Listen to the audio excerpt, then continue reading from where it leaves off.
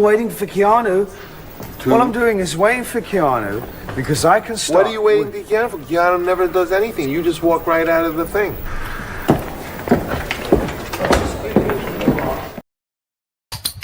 Isn't that exciting? Okay, we're gonna do it. Whee! 1, 2, and bing, bing, bing. Bing, bing, bing. Bing, bing, bing, bing. Keanuthompson. Keanu!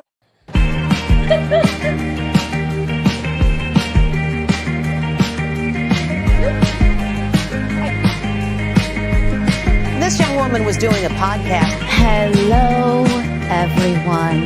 Ooh, can you see me?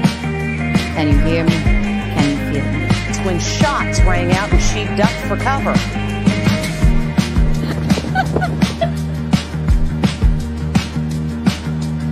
The host, a stand-up comic, is wearing glittery devil horns. One is just so untoward.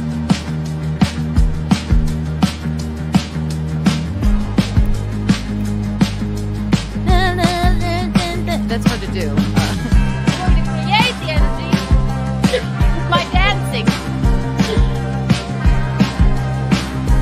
Harry.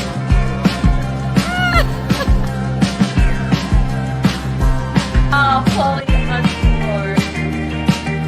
Nope. Nope. And then I went, okay.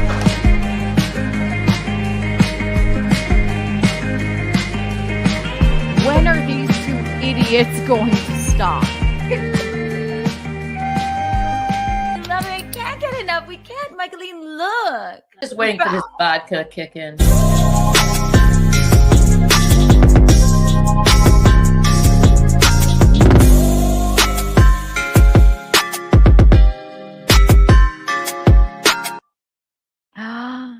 Hello, everyone. Can you see me? Can you hear me? Can you feel me? Tell me now or I'll start screaming. I think you can. I think you can. Anybody that says you can't, I believe, would be lying to you. Welcome to Keanu Live. We're going to have fun. We have so much hot gossip to cover. So much. So much. We can't wait. So, it's Keanu Live. You know the deal. Crack a White Claw, or whatever your beverage is, grab a cigarette or whatever your oral fixation is and buckle the fuck in because we're going to have fun. And if you haven't already, hit the like button. And if you aren't subscribed, get subscribed. It's rude. It's just so rude to watch and not subscribe. And if you haven't been listening to KeanuCast, wherever you find your podcasts, Pladcast, Platecast, wherever you find your podcast, listen up.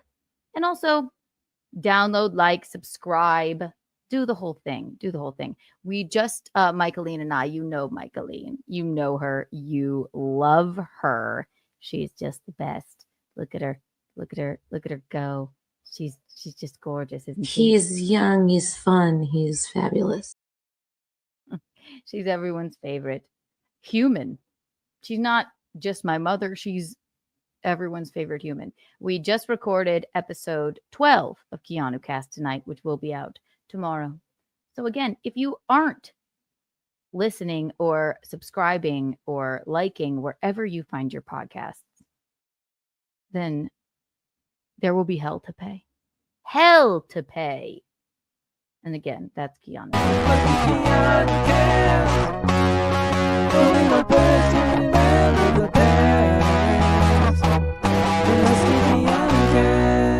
Something untoward. No, fully untoward.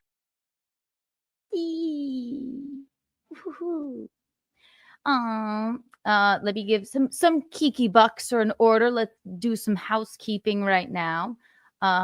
Let's see, right. How many people are here? I don't know, but whoever is here, what's a larger number than infinity? Infinity plus infinity. Kiki bucks for everyone here right now, and I think that's you. And 9 Kiki coins. Wow. Congratulations. And again, also, if you super chat, you get a Kiki Bond. Oh, it looks like we have one right here. Let's see. KJ Fury. Thank you for the $5, my love. Admission fee. Thank you.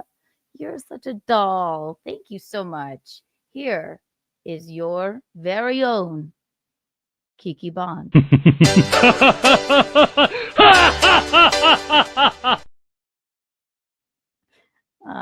And you could take that to the bank. Very exciting. Very exciting indeed. So much to get to. We are going to go over. Okay. Woo! Of course. The drama, the intrigue, and the salaciousness of my betrothed's war with dearest Anthony Cumia. It's really not that big of a deal, guys. But I'll tell you they're fine. If you were just waiting for me to say something is something bad. But yeah, we're gonna go over it, and I'll give you the hot gossip. I'll give you the inside info. I'll give you my take, and you can take that to the bank. We're so excited. We're so excited. We can't get enough. We can't. Also, we're going to go over my favorite part of the Golden Globes isn't the ceremony. It isn't the awards. It isn't the movies or the television programs. All that is great. The best part of the Golden Globes is the awkward bloopers on the red carpet. They're not bloopers. It's just live. And this Golden Globes, they seem to be particularly drunk and fumbling around. I have so many adorable things to show you.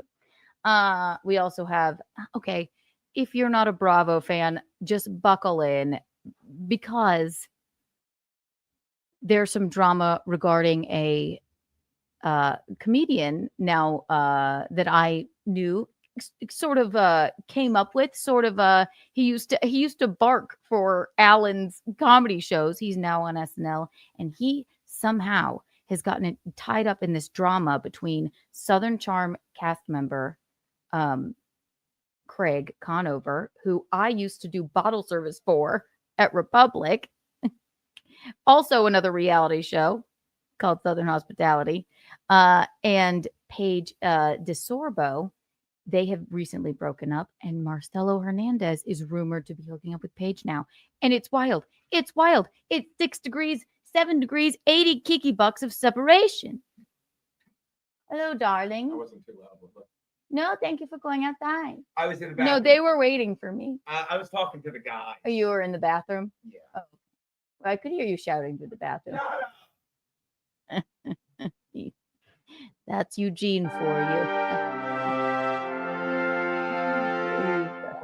He's a silly, silly idiot. So that and more. We're going to get to it. We're going to hang out. Michaeline will be here tomorrow for Untoward Tuesday. But again, you can listen to the newest episode of Keanu Cast coming out tomorrow on YouTube and then on the audio platforms later in the week.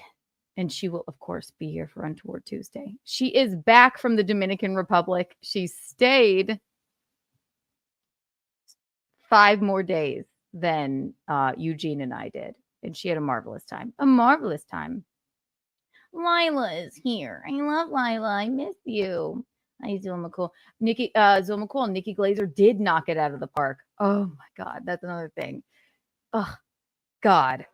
I am just elated for her.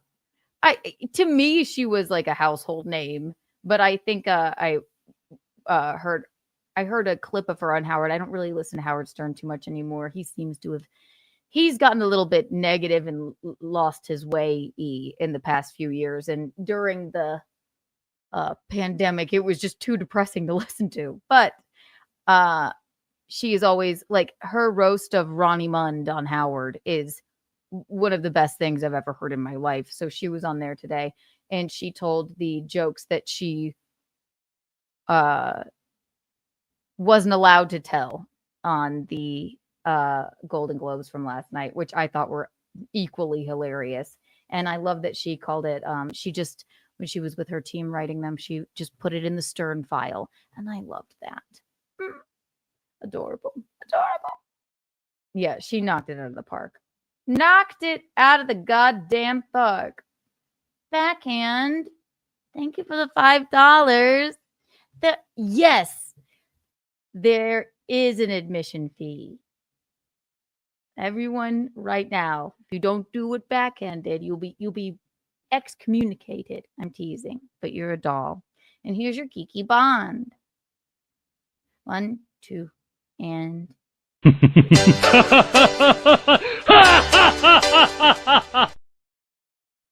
Backhand. I heard there was an admission fee. You are such an angel. Thank you. Thank you so much.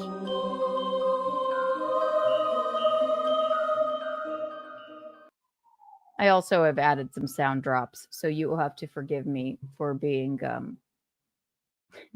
for overplaying them this evening. Love Nikki Glazer. Love it. Just love it. KJ Fury, new member. You're a doll. Congratulations. Thank you so much. That's very exciting. Very exciting. Oh my gosh. Eee.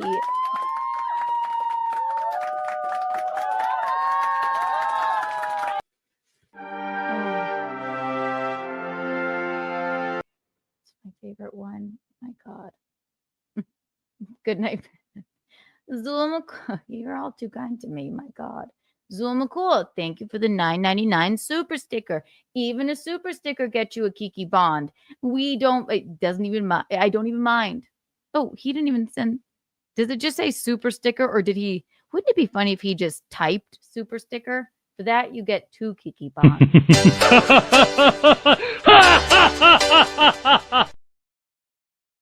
Adorable. That one annoys people. Oh, I love it. I think it's adorable and hilarious and silly and fun.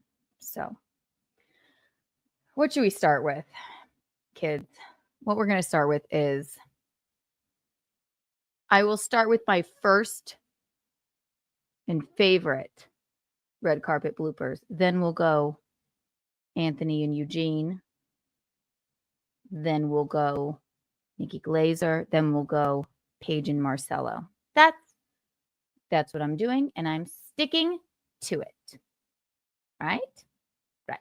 And you can take that to the bank. So, as you know, the Golden Globes were last night, and I did not have the luxury of being able to watch them. But my favorite part about it is the red carpet. Live events with goofy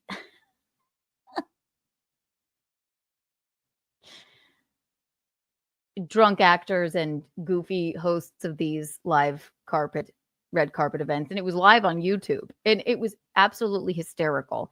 And I think they all did a great job, but it's not,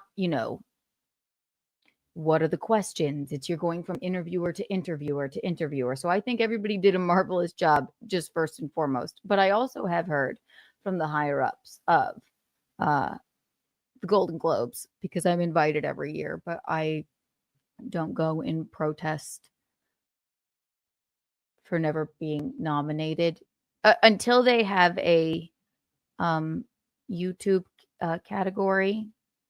Then I refuse to go. It's not what happened. I can't lie to you people. But if they did have a YouTube category, then I believe I would be in the running. I'm gonna host that bitch one day. I will. I will. I whip a will. Whip a will. I'm a Guinevere, but Rug Babies Unite. It's gonna be fun. Backhand. I saw the chick from Wicked on the red carpet. She looked like a walkie sheet. Cynthia Erivo.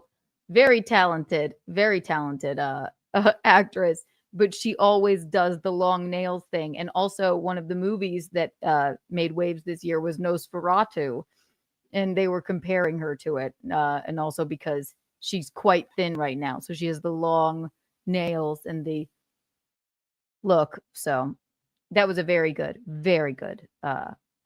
thing that I saw on Twitter today. God, Cynthia. Cynthia! Also about Wicked, you know I've been covering Wicked. The press tour was nothing short of bizarre and uncomfortable and peak theater kid cringe. But as you know, once I saw the movie, I kind of understood the tears. Great film, but Wicked didn't get too much praise at the Golden Globes. So that sort of like knocks it down on an Oscar category and also moved some movies up. Demi Moore won Best Actress for a movie I have not seen yet, which I am looking forward to seeing. Demi Moore is 62 years old, aging fucking backwards. Unfucking believable. Oh. So I can't wait to see that. I really am really very excited about that. Carrie R. Thank you. You look lovely tonight, Carrie R. Carrie R. Let's see here before I move on. Good night, Mr. Thompson. Backstage Pass. Thank you for the $9.99. Oh, here's your Kiki Bond.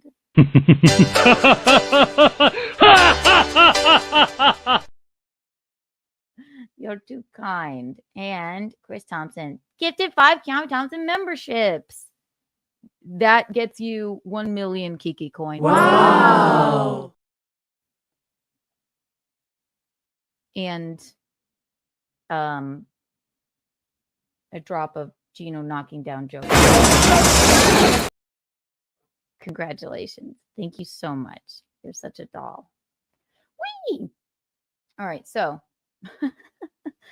these are my favorite. The red carpets, the fashion, the awkwardness, the bizarreness of it. That's my favorite thing about award shows. So I happened to be watching the red carpet before I did Thinkcast last night. Shout out Kristen Muir. What a fun episode. And these are the odd things that I noted. First of all, Kiera Knightley has made a resurgence. I haven't seen her in years, really. And I love Kiera Knightley with her underbite.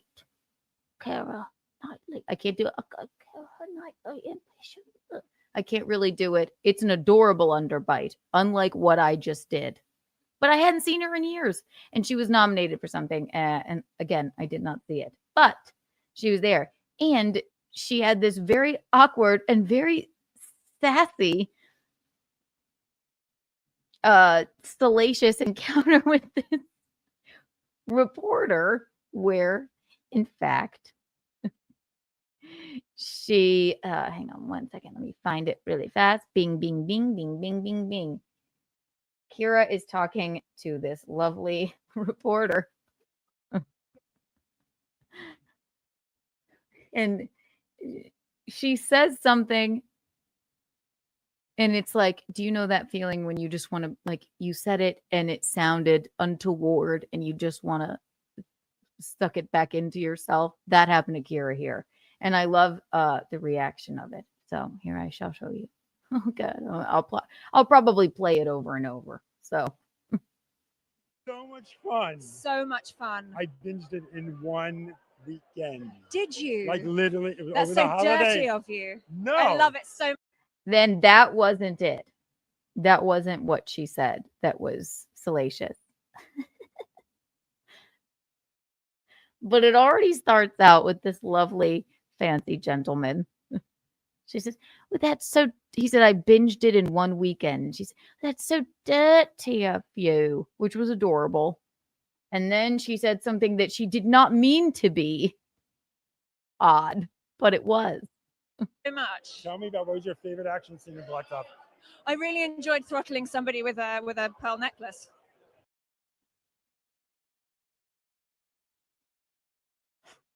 In case you didn't hear it, she said, I really enjoyed throttling somebody with a pearl necklace.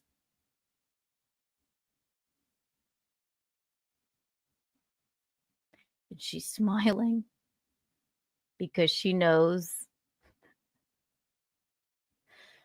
that didn't sound right. That didn't sound right at all.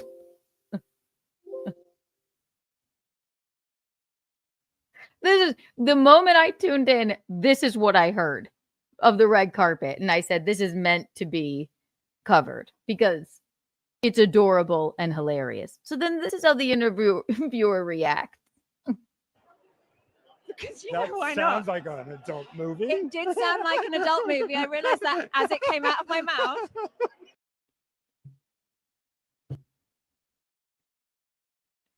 He's like, oh, oh, oh, oh, oh, oh. One more time. Let's watch it again. What's up? I really enjoyed throttling somebody with a pearl necklace. Because That why sounds not? like an adult movie. It did sound like an adult movie. I realized that as it came out of my mouth. But I felt privileged to be able to. His laugh, it kills me. I love her. And I love him. It's so cute. It's like, oh no, come back. Oh. Okay, we'll replay it. Watch this. An adult. So much fun. So much fun. I binged it in one The interviewer. weekend. Did you? Like literally, it was That's over so the holidays. dirty of you. No. I love it so much. Tell me about what was your favorite action scene in Blacktop? I really enjoyed throttling somebody with a pearl necklace. Because That why sounds not? like an adult movie. It did sound like an adult movie. I realized that as it came out of my mouth. But I felt privileged to be able to. It kills me. It kills me. Oh my God, can we make it slow motion? One weekend. Did you? Like literally. No, that was faster. That's Over so the holidays. dirty of you. No. I love it so much. Tell me about what was your favorite action scene in Blacktop? I really enjoyed throttling some.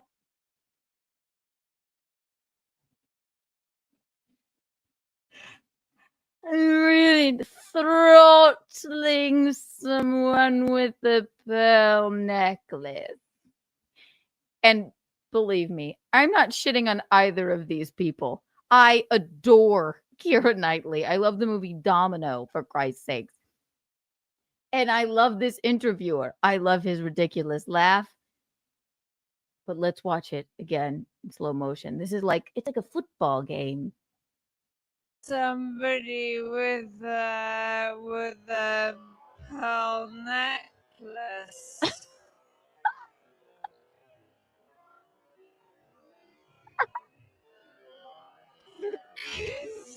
Why not? Sounds like an adult movie. It did. It sounds like an adult movie. Oh, why is it so funny? Why? It's just killing me. It sounds like an The laugh. adult movie. I realized His laugh. that as it came out of my mouth. But I felt privileged to be able to. Wait, his laugh. It came out of my mouth.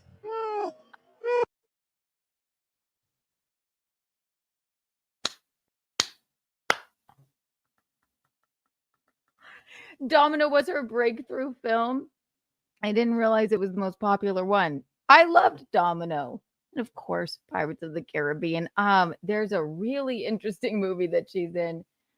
It's based on a book, and I always loved it. But I watched it only a couple of times because it's so disturbing. It's about Carrie Mulligan's in it and Andrew Garfield. It's where people are raised in a place called Halsham, and then they're raised to be, oh my God, so disturbing. They're raised in a boarding school, and then when they hit a certain age, then the rest of the world takes their organs for things that they need. So one of them will be missing an eye, and then a liver or a lung, and until they, what the hell is that called? Great film, and I think it's a book. What the hell is it called?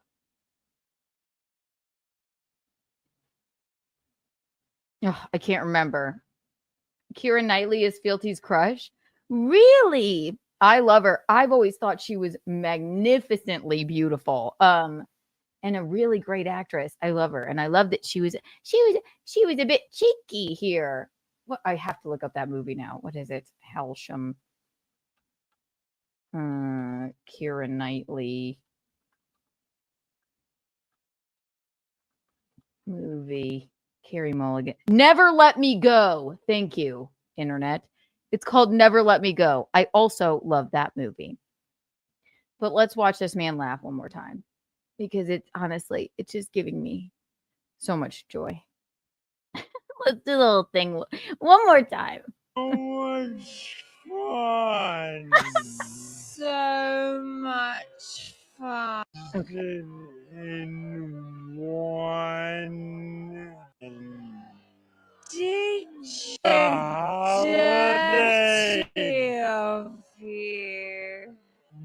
No. I love it so much. Tell me about what's your favorite action. We're watching all of these in slow-mo. This is the best. I really enjoyed throttling somebody with a pearl necklace.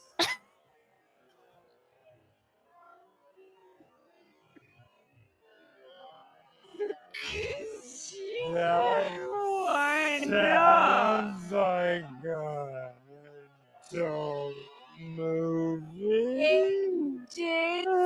It sounds like an adult movie. You know, that adorable smile she had. She was like, I really enjoyed throttling someone with a pearl necklace.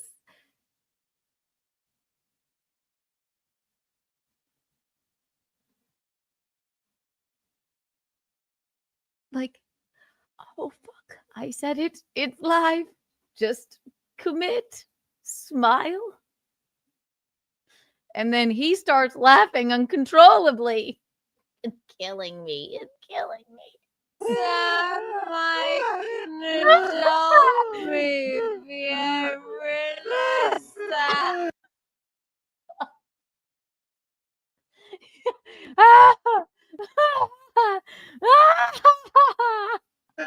As it came out of my mouth.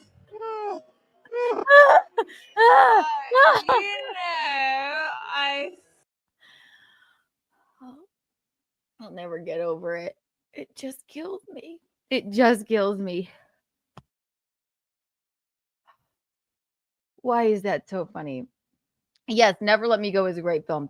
And also, I am not up. I always make sure to watch the movies by the times the Oscars come. But so Golden Globes, I am not well versed on the films, but I'm well versed on the people. I also saw Dearest Ashley. My favorite short of 2024 was any short that Ashley Marie Thornton put out, and it should be your favorite as well. Hi, Don Luger. All right. So my next favorite clip from the red carpet, and I'm calling these Kiki's red carpet bloopers, and I don't think that many people are doing this really. All right, here we go. Oh God, there's quite a few. Let's see here. Kiera pearl necklace. The Kieran Culkin thing is so awkward. Okay, we'll go with this one. I love here because it brings us back to the same gentleman. And I got to learn this man's name. I got to reach out to the lovely, I don't know, maybe assuming gay gentleman in the blue suit with the infectious laugh, because he is a gem. So here we have a moment where he gets Selena Gomez to interview, and then he's trying to beg Selma Hayek to come on as well. He's like, please, no, come, please, come. And then Selena Gomez is like, she said, I just wanted Selena to have her moment. And I felt that it was quite awkward, but very sweet. So here we go. Let's see. But before that, since Chris Thompson in the house, you know I love Chris Thompson. Thank you for the $5, darling. This summer in a world gone home.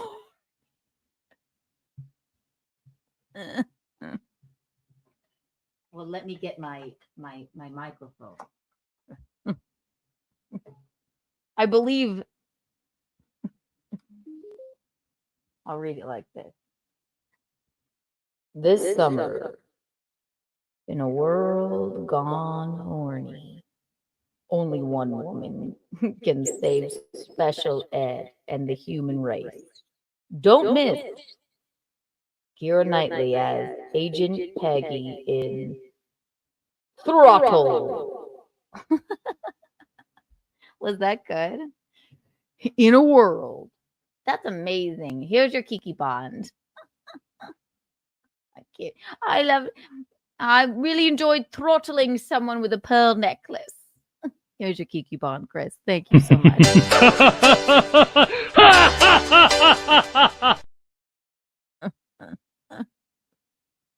That's awesome. That's awesome. Really, honestly, the throttle. I mean, it needs to be the fact that it's not viral, and the fact it's just when I tuned in, an adorable Keira Knightley did that. I love it. Thank you, man. That was good. So this moment, same interviewer. I gotta learn his name because he was the highlight of my night. He had an awkward moment where he was trying to beg Selma to come up with Selena.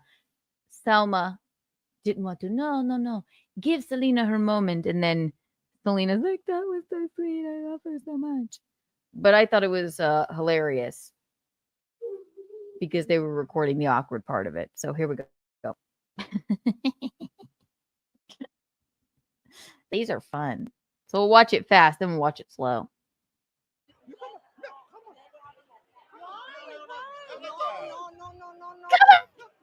I refuse.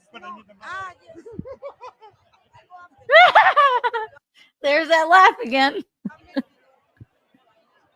That just made me cry. She's here. Now she's crying. I don't know what you're crying about. He went,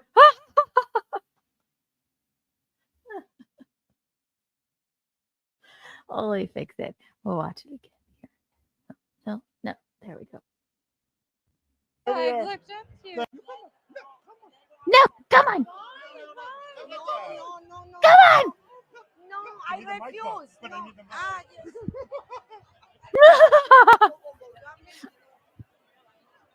That just You're crying because it was fucking awkward. It makes no sense. She's like, no, I refuse. He's like, no, come on. made me cry. She's here. I've looked up Back. to you. Thank you. She's like, you dropped your card, sir. Not yours. Thank you so I much. got Selma Sorry. Hayek. That was Selma Selma Hayek. Hayek was on this stage about to go live with us. She saw Selena Gomez and she said, I want Selena to have her moment. That's really What did good. that feel like? I haven't taken any pictures yet, so it's actually the sweetest thing ever. I love her. I looked up. Oh, that's where I ended it. All right. So let's watch in slow-mo because that is the funnest part of it. So basically, Selma Hayek comes up to give Selena Gomez a kiss on the cheek. Oh, oh, oh, she played Selena. I am Selma, Selena, Selma, Selma, Selena. Hello, hello, hello. No, she didn't play Selena. Did she? I can't remember. Either way, they have a connection. Big fans of each other, don't know each other. And then our Velveteen Rabbit, like, come on, come on, come on, Selma. And then Selma says, no, let Selena have her own moment. And then the bumbling, adorable interviewer drops his card. Selma brings it back. And Selena starts crying. Let's watch it in slow-mo, ladies and gentlemen. The funnest thing. Why is this so much fun? You come here.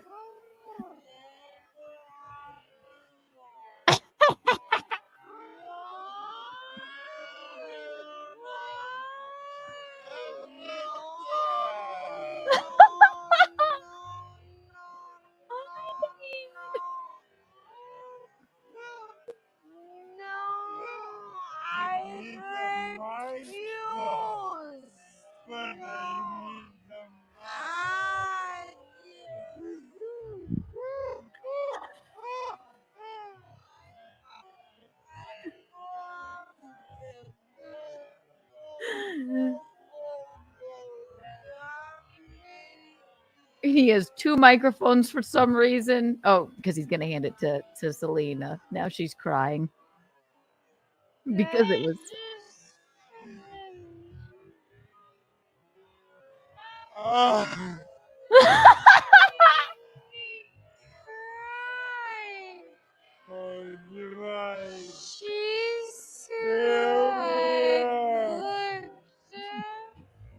What is happening?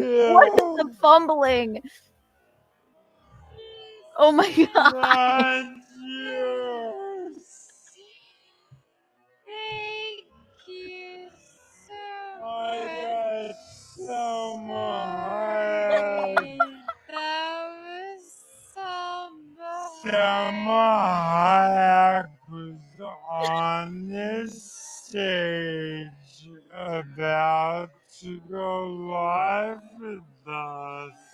Okay, there is an element that makes it funnier because when they're just actually speaking and not laughing or fumbling around. When it's in slow motion, it is funnier. Selena to have her moment. What did that feel like?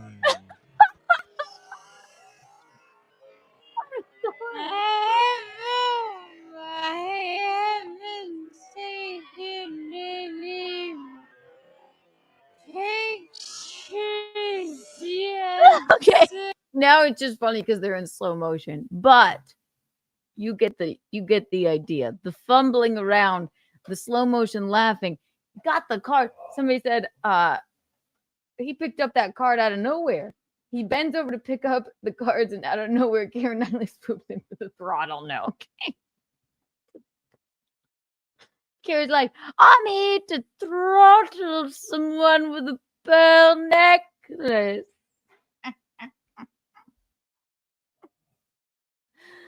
This was awkward, though. It was.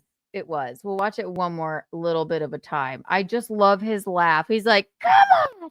Just now pay attention when he's like, come on. So they're going from interviewer to interviewer. So this is when it starts, right? Because it's live.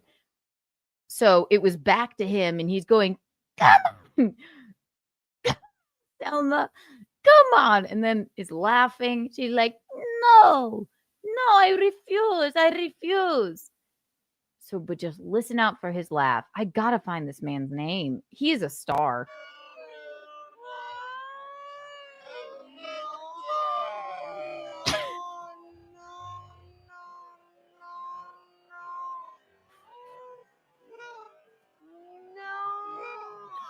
No, I refuse.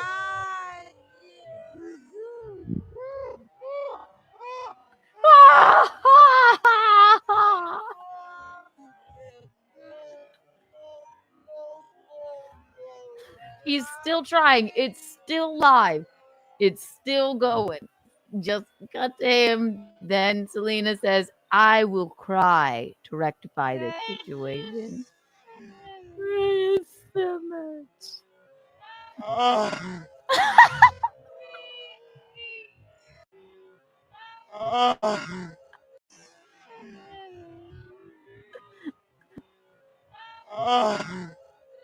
One more time. It sounds like it's just red carpet clips. Porn.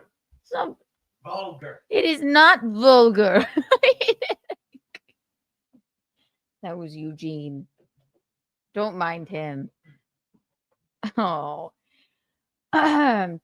Anyway, this clip, it killed me. It was hysterical. It was wonderful. It was something. And this interviewer, I guess from Variety, I mean, he is the most joyous, wonderful man I've ever seen in my life. So, on to the next clip. And I have another one. There was a sassy, southern, lovely, gorgeous interviewer who had two awkward moments. One, I think after sassy, velveteen, laughing guy shot it over to her, it was just her back turned to the camera for what felt like an hour. And then she turned around and hello. Anyway, here we are. I'm going to show you that next. And you are going to die. You're going to just die. I promise you will. Not, but in a good way. How are you? Mm-mm. Mm-mm. Mm-mm. Mm-mm. Bing, bing, bing, bing. Bing, bing. Bing, bing, bing, bing, bing, bing, bing. Please pause for the time for me to pull up. Oh, there we go. And again, I don't know this woman's name either. And she's marvelous and beautiful and a great interviewer. But right after the Selena Gomez and Velveteen Rabbit moment, he went, we'll throw it over to la in the gold dress. And then it's just her back. And then I just love the realization of what happens when she turns around. Ugh! God, you gotta love it. You gotta love the Golden Globes red carpet, ladies and gentlemen. It's live. It's happening. It's cool. 1, 2, and 3.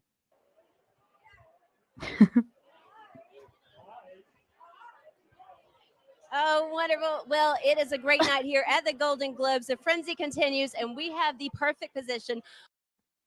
Okay.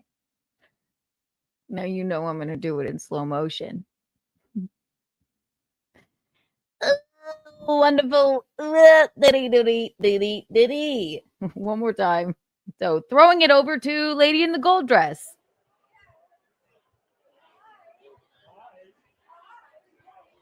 Oh, wonderful. Well, it is a great night here at And this is a minuscule mistake. It's nothing. It's live television. I'm sure she wasn't, reprimanded for it. But to me, it's hilarious. And when we watch it in slow motion,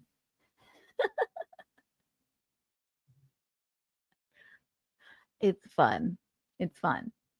She's marvelous. She's marvelous. Absolutely marvelous. But let's do it in slow motion. Now I'm going to throw it over to our gold-dressed reporter, Lady La La La. One. Here she's just staring at the crowd. Staring at the crowd of celebrities. Oh my God, I'm turning around and now I'll smile and look at how lucky I am. And then she realizes, know. Oh, wonderful. Well, it is a great night here at the Golden Globes. The frenzy continues, and She's great. Wonderful moment here. The frenzy continues. Aaron James, thank you for becoming a member, doll. Here is your 1 million Kiki coin. Wow. I love her. I love her. It just cracks me up. We'll make it a little less slow. How about this? Throwing it over to Lady in the Gold Dress. Lady Love Love Love. I do dee dee dee. I love the Golden Globes. I have a wonderful life. I'm gonna smile because my life is so good. oh, wonderful. Well, it is.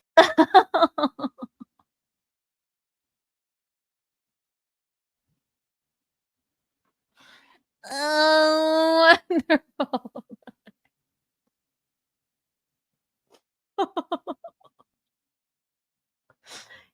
And again, this is something she did a marvelous job. I am positive she did not get reprimanded for this whatsoever. But yes, he threw it over to her, back turned. She turns around with a smile like, God, fuck, I'm so lucky. My interview was so good last time. It's like, oh, God, wow. A wonderful night here. It's complete pandemonium here at the Golden Globes.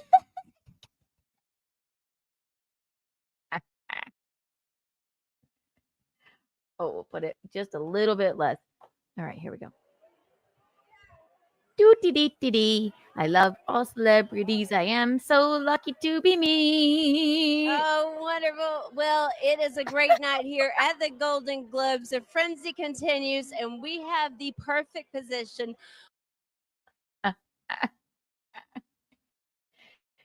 She did a great job. I need to know her too. And again, I just caught this at random. And I love it. I love it. The next clip I show you with her, Kieran Culkin was a naughty boy. And she handled it as best she could. One more time. Just for me.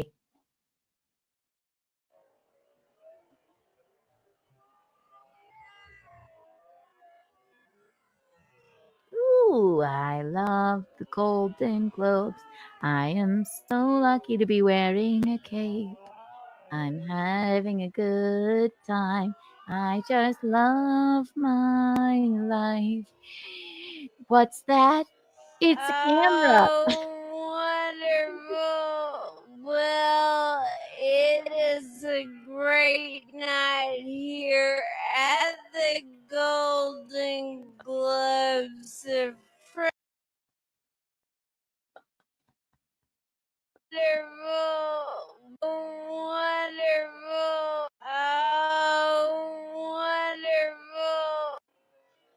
Oh, wonderful. Oh, wonderful. Oh, it's incredible. It really is. It really is. It is true. I just love her. The next one I have here for you. The slow-mo is grating on me. I'm sorry. It cracked. I apologize. There's going to be more, though. We have one more clip with her. And I think these people did a great job. Live television is so much fun. Like I know. Hire me. I would die to do what they are doing. I would love it. I'm great off the cuff. I can laugh like the Velveteen Gentleman in a blazer. I can, turn my back from a camera and say, "Oh, it's a wonderful evening at the Golden Globes." I've always wanted to be like a Juliana Rancic type. Maybe one day. It's on my list of things to do. Everyone hit the like button, please. Just do it. and you will get eternal glory.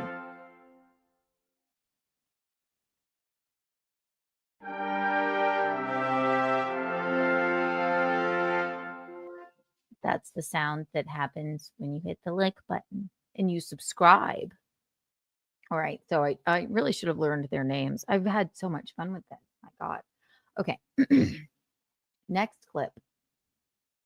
Kieran Culkin is nominated for a movie that he won for, and he is sort of a Hollywood bad boy. He's either the, I think, brother of Macaulay Culkin, but my mother seems to think cousin. He's been famous because he's a Culkin, Succession, and he was just in a movie directed by, what is it? Directed by, it's called, which this is another one I cannot wait to see. K-E-E-L-K-I-N. La, la, la. Not now.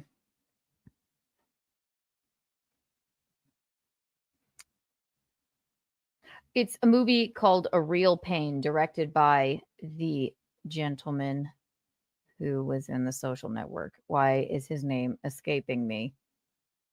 A Real Pain. You all know him. Hello. No. Shush. Bing, bing, bing. I just want to give you the... Yes, Jesse Eisenberg directed it. Kieran Culkin is in it. It's called A Real Pain, and I am looking forward to seeing it, and I believe he won a Golden Globe for it. Dearest Kieran did. Kieran Culkin, and again, I guess we should just find out if he... Yes, he's the brother of Macaulay Culkin. My mother had me thinking differently. He's the younger brother of Macaulay Culkin, not the cousin. He's not a cousin Culkin. He's the brother of Macaulay Culkin. He's a bad boy. He's very kind of untoward, and I like that about him. So his interaction with the lady in the gold dress interviewer is also very interesting. Yes, thank you, Jesse Eisenberg. So the movie is called A Real Pain. Looks great. He won I believe, a supporting actor Golden Globe for it, which I cannot wait to see the movie. And again, when I do this for the Oscars, I will have seen all of the films. Golden Globes. There's just not that much time in the day, darling. Aaron James, thank you for the $10. Good evening, Keanu. I'm glad to have met you and Courtney. Your personalities and laughs are a pleasure. I hope everyone here likes and subscribes to both your channels and Courtney. I know you love Courtney so much. Thank you, Aaron. And me and Courtney and I, the Courtney and Kiki conglomerate, we really do appreciate you and your support. Thank you for becoming a member. And everyone, please subscribe. And here is your Kiki bond, Aaron. You're sweet. Thank you.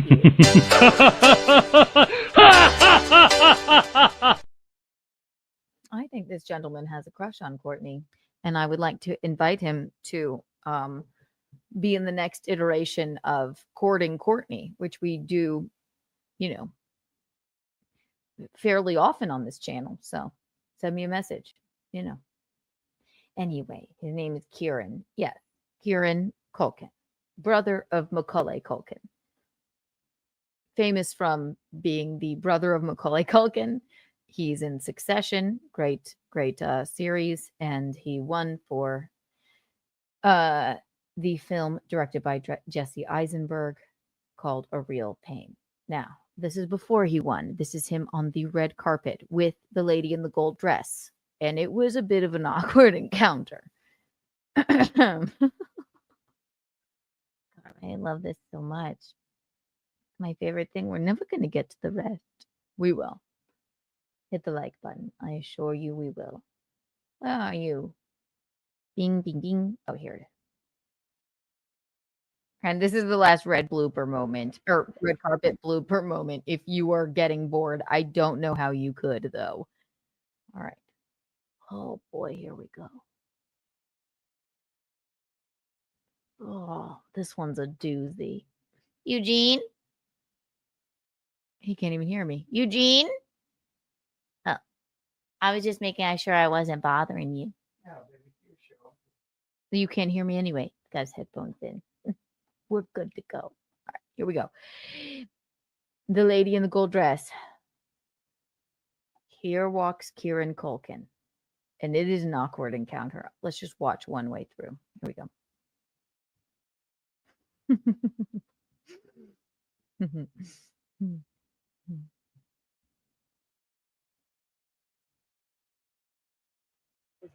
This interview.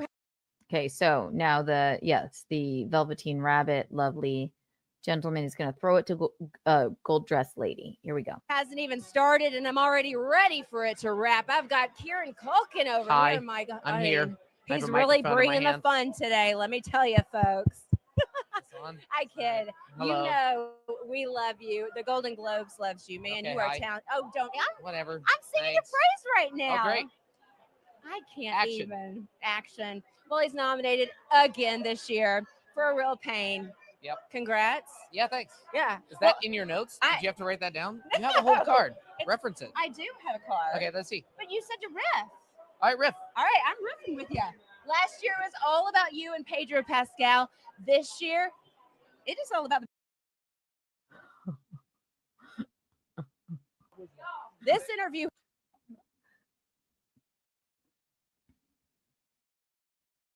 First of all, he walks up there and she goes, "This interview just started and I am already ready for it to be over."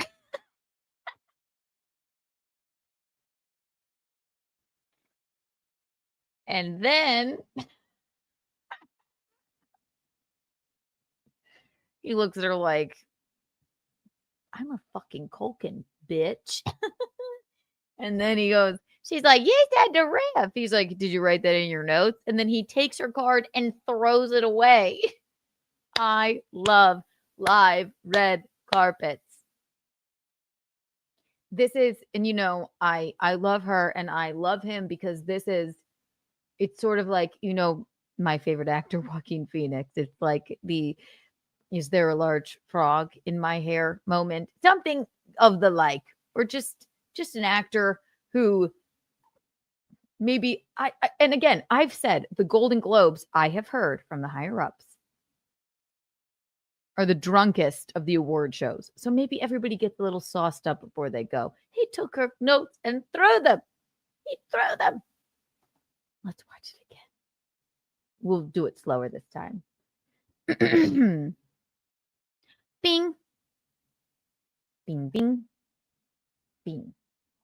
Who hasn't even started, and the interview hasn't even started, and I'm already ready for it to wrap. I've got Kieran Culkin over Hi. here. My God, I'm here. I have He's a really microphone in my bringing the hand. fun today. Let me Stop it. This interview hasn't even started and I'm already ready for it to wrap up.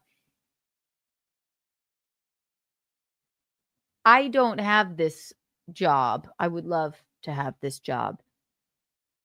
But I don't think that's the way you should start it.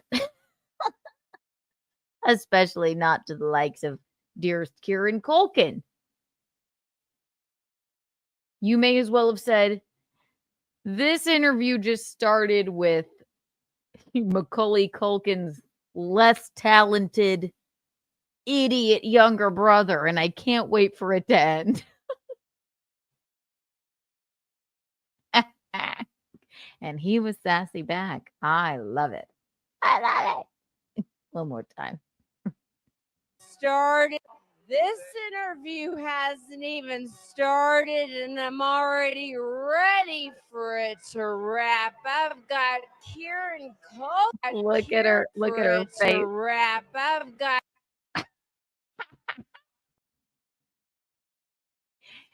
He's standing there like, okay. And again, I like both of these people. This is hilarious. It's maybe her first year. Am I ready for it to wrap up?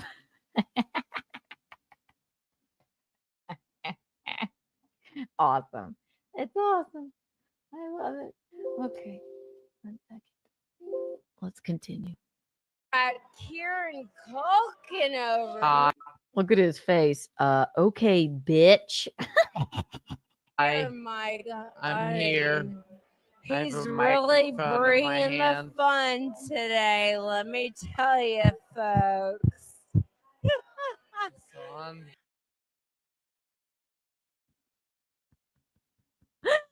He's really bringing the fun today. Let me tell you, folks. He's really bringing the fun today. Let me tell you, folks. No, you just insulted him before he even spoke.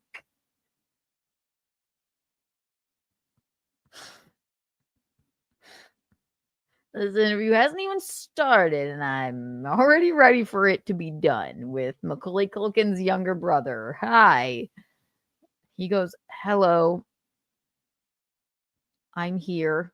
He's really bringing the fun today, folks. I kid. I Hello. kid. No, we love you. The Golden Globes loves you, man. Okay, you are hi. talent. Oh, don't.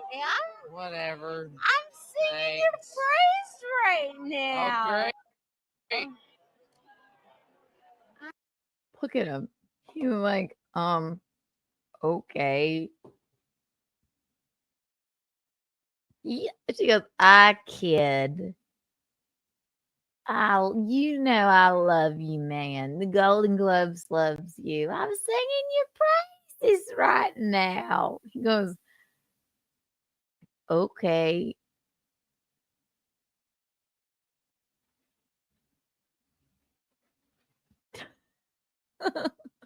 And what I love about him is he does not give a fuck that if it were me, if I were him, I'd be like, oh God, don't worry, it's no big deal. Like, try and make her feel better. He doesn't give two shits. He's like, that was a weird thing that you said before, and I'm not gonna let you off the hook. Oh, was so cute. I can't Action. even. Whatever. I'm singing your Thanks. praise right now. Oh, great. I can't Action. even. Action. Well, he's nominated again this year for a real pain. Yep. Congrats. Yep. What an appropriate movie title for what he's feeling. Yeah, thanks. Yeah. Is that in your notes? Did you have to write that down? You have a whole card. Reference it. I do have Reference a card. it. Okay, let's see. But you said to riff. All right, riff. All right, I'm riffing with you. Whoa! Last Whoa! year- Whoa! Then he stole the card. He said, is that in your notes? Then he reached for her. He said, reference it. And he stole it away and threw it. I can't. God, nightmare. Riff. All right, riff. All right, I'm riffing with you. Last year was all about you.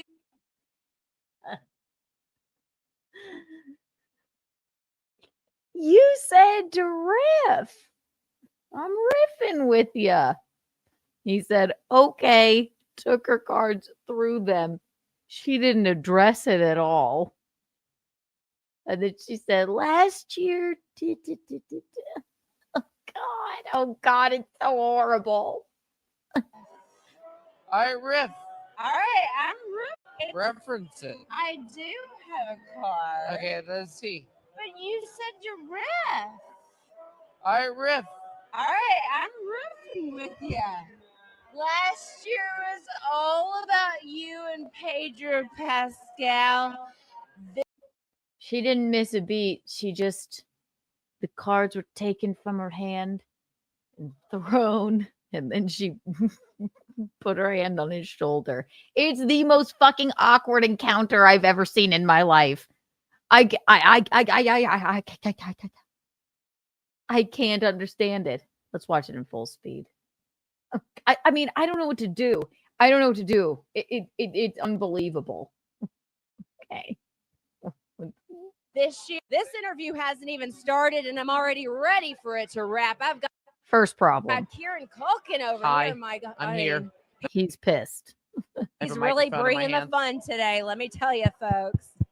It's on. I kid. Hello. You know we love you. The Golden Globes loves you, man. Okay, you are hi. talented. Oh, don't.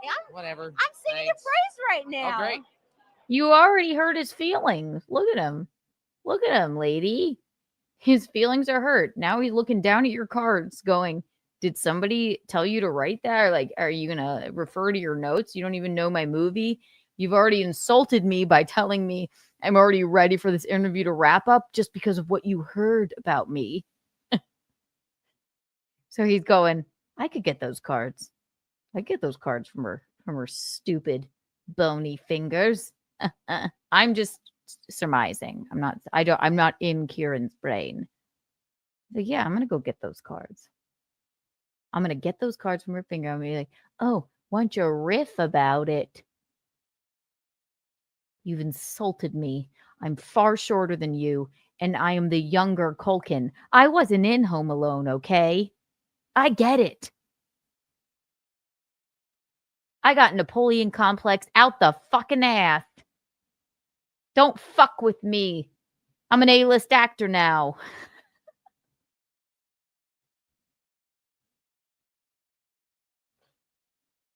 That's his internal monologue, I think.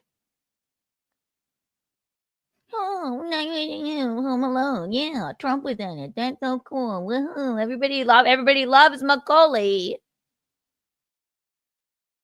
But I'm not going to let this tall, golden-dressed bitch fuck with me in my black suit, in my beard.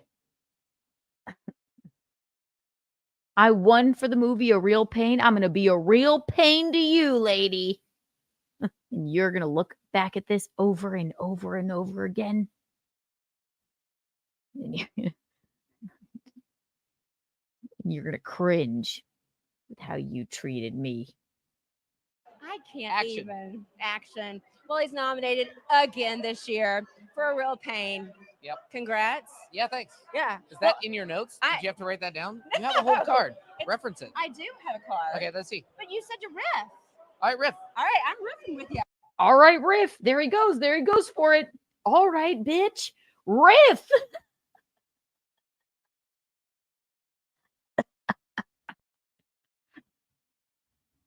Look at the reach. This probably is untoward to do, but I'm gonna give this lady what for. You know what? What's sad is she probably went and cried her eyes out. This probably ruined her night. You know what it is? It's like me and my brother always talk about. Nicole Kidman was presenting for Dreamgirls at an Oscars. I don't know, 10 years ago, might be older than that. She said, "And the incredible performances in Dreamgirls."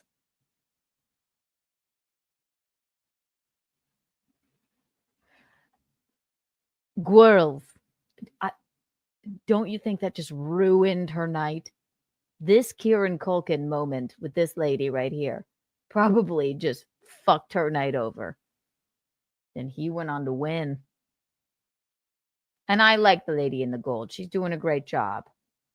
I would say you shouldn't start an interview with, well, this interview just started and I'm ready for it to wrap up.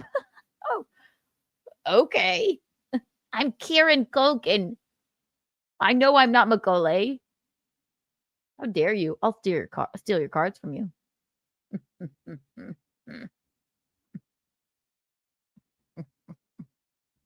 Too fun. Such a riff. All All right, riff. All right, I'm riffing with you. Last year was all about you and Pedro Pascal. This year, it is all about the. It's wild.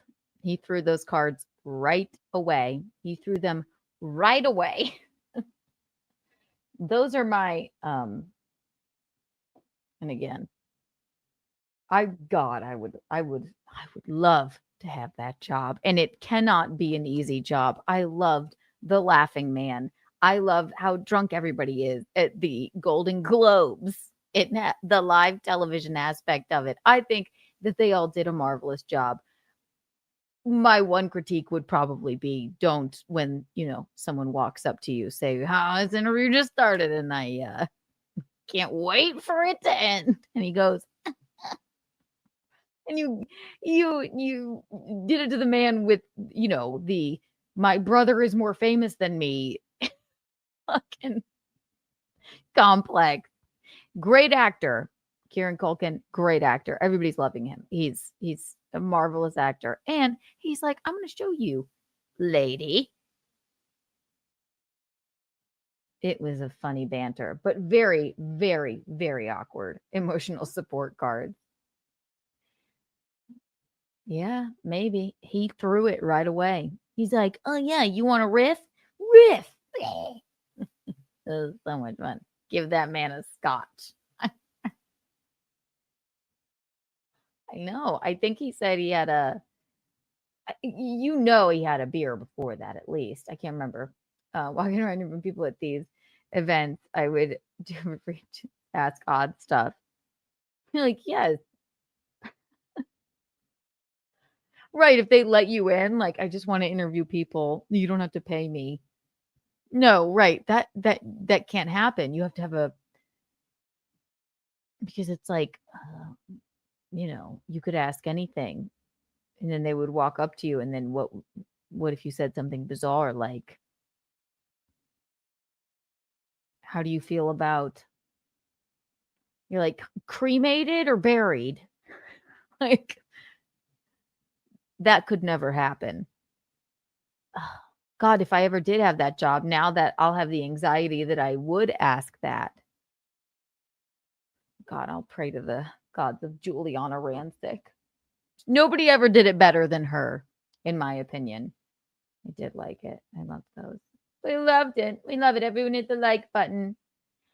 On to the next. How long is it? Oh, God, it's an hour and 20 minutes already.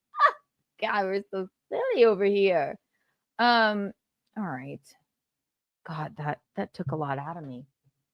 So what we're gonna do next is, what did I promise? We'll move on to the hot gossip with Anthony and dearest Eugene.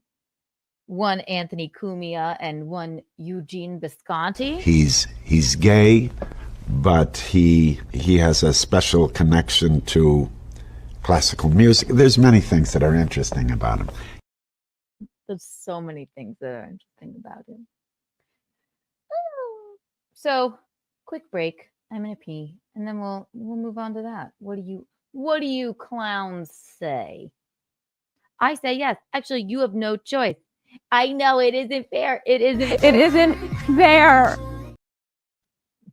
That's what we're gonna do, and you're gonna like it. Sorry, babe. Turning it down now. Watch this. I need my break clip really quick. What shall I play? Bing, bing, bing. Bing, bing, bing, bing, bing. Bing, bing, bing. Do, do, do, do, do, do.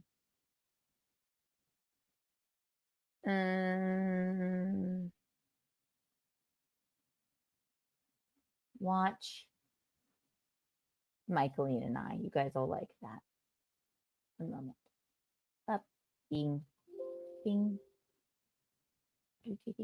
Sounds of Kiki and Michaeline. There you go. This is a shit storm.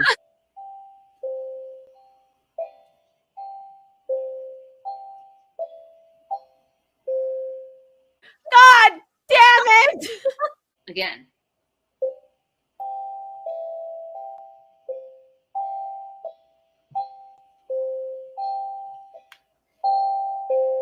Oh Oh my God, it's all sorts of Inception. Okay, a little faster this time.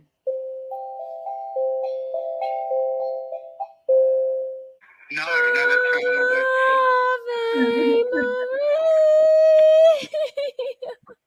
Once more. And I'm not entirely sure I remember. I'm sorry. You don't? Balls out now.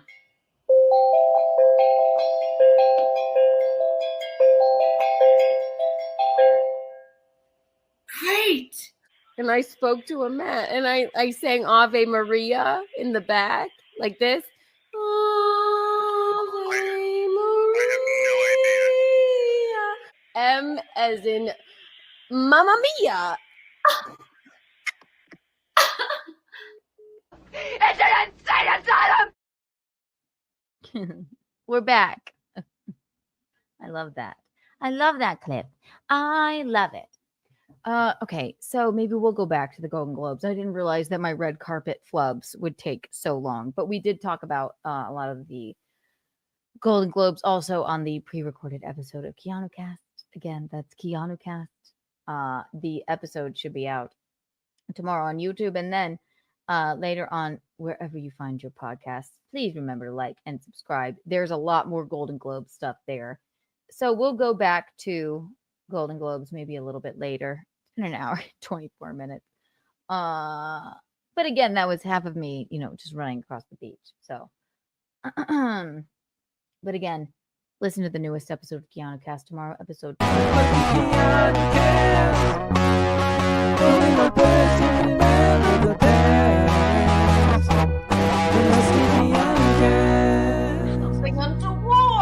No, fully untoward.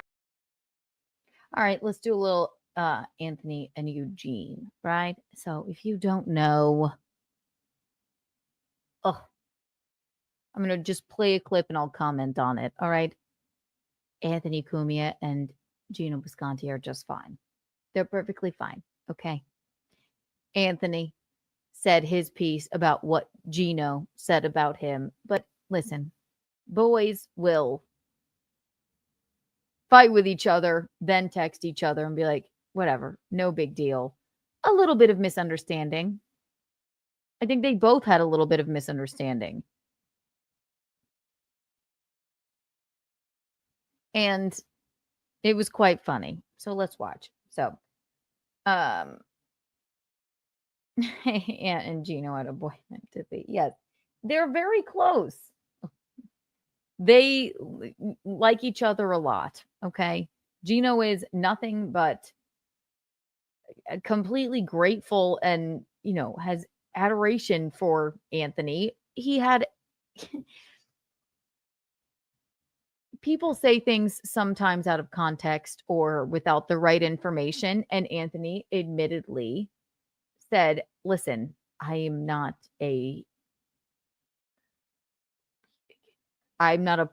don't like confrontation. I'm not a perfect businessman. I just wanted to be do my show and leave the business up to somebody else. Right. As far as I know. Okay. And I feel like, I'm Geno's wife. I can speak on it. But to think that these two won't be friends from this is ridiculous. And it's silly. And if you look at the entirety of what was said on either side, you would know that. But the clips, the drama, the clips, that's it. It paints a picture like the media. It paints a different picture. So, I am not going to do this for very long. So, I guess the best way I can do it is I will play for you the MLC Brennan, Kevin Brennan. He is Neil Brennan's less successful older brother. Geno is genuinely hilarious. Yes, that's him on the football. This sort of record, this is the best time I've ever had in my life. He's Michaeline's biggest fan. Michaeline.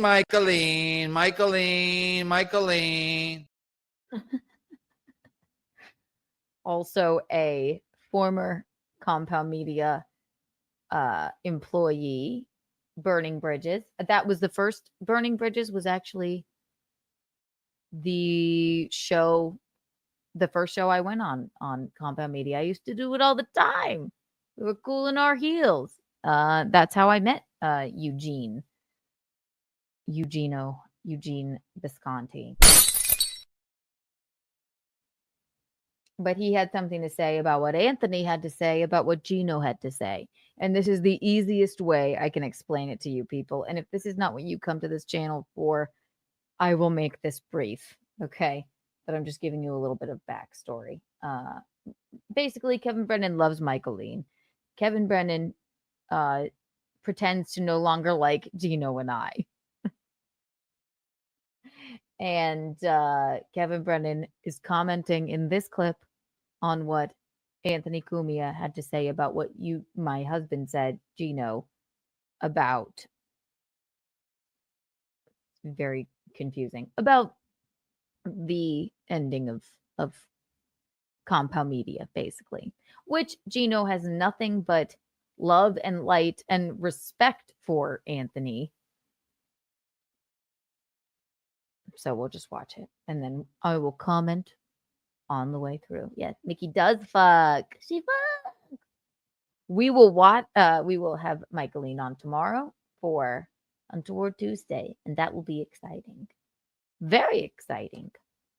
We can't get enough. We can't. So the easiest way I can do this is I will just show you this, and I'll stop it, and I will comment, and then we will live our lives. All right, let's see. This clip is Anthony Cumia on Compound, Geno and Loyalty, Ray DeVito, and then it is this gentleman here. His name is Kevin Brennan. He is Neil Brennan's, again, less successful older brother, but he has a very popular show on YouTube called Misery Loves Company. I've done that show as well. This is Anthony Cumia. Dearest friend of ours, came to our wedding. I'm very good friends with his lovely betrothed, Missy. Love Anthony. None of us have anything untoward to say about the man. Except maybe Eugene got a little bit out over his skis. But it was, if you look at the entirety of it, they've since spoken. Geno has apologized. Anthony's apologized. It was a miscommunication of things. Okay? So here we go. Go back to the beginning. Back to the very beginning. A very good place to start. And now we had Aaron's money. All right. Because he had left. Is this really where this clip starts? There was his pay. His pay was there. There was the show. Geno was making money. Aaron's making money. And now we had Aaron's money. Because he had left. What that is, where Geno got upset in the first place, is where Anthony went on Kevin Brennan's show and said that he was getting paid. Geno on Compound Media had a co-host named Aaron Berg. Aaron Berg no longer wanted to be at Compound Media and left. And then Geno continued the show by himself and never was paid Aaron Berg's money, was never paid Aaron Berg's money or anything like that. But Anthony Cumia, being the I don't want to deal with businessman that he is, Geno always has this memory. He was like, God, well, if Aaron left, I wonder if I still have a job here. They were at the bar, and the way Geno describes it, Anthony said, Geno, the show is yours. Do the show, of course. Anthony remembers it as he thinks he said, but I know it's not true because, but he, he thinks that he said, well, you can take his pay or whatever. But again, it's foggy times. They're drinking. So it's maybe when he said, it's your show, you know, do with it as you will. Then he meant for, I guess, Geno to go to what?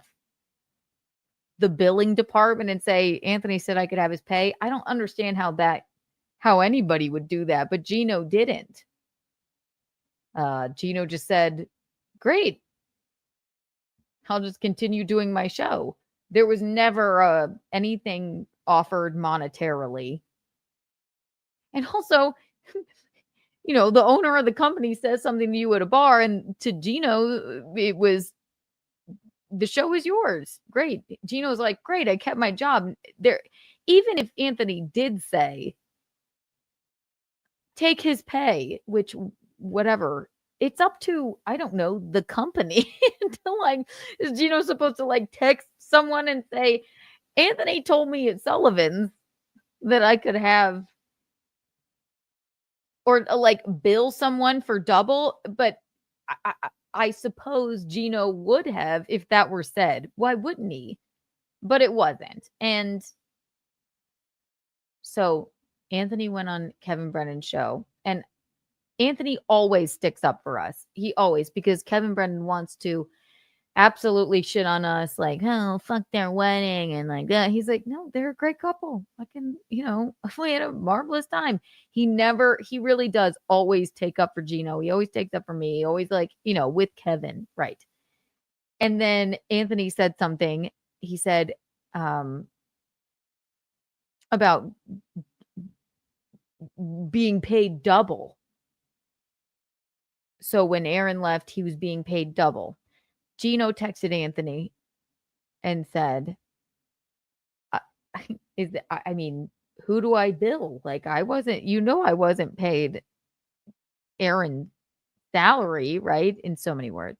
He goes, I just wanted that asshole to think that you were getting paid more. And at the time, I thought, when I talked to Keith the cop about it at the beginning, that's what I thought it was.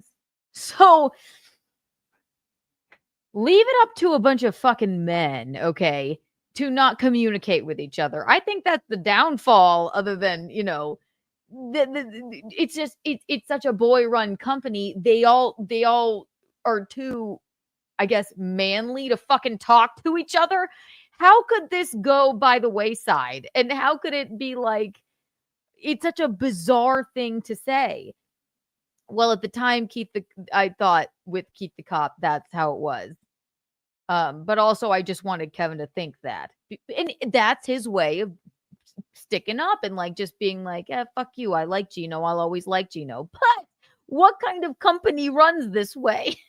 And Anthony, I have no poor words to say about him. He's like, I'm terrible at business. I am terrible at business. But Geno was never told, hey, yeah, bill the billing guy for Aaron's pay. And what Anthony thought that he was doing by saying, oh yeah, it's double dipping Geno, he got paid double. No, not true. But he thought that he was making Kevin angrier by saying that.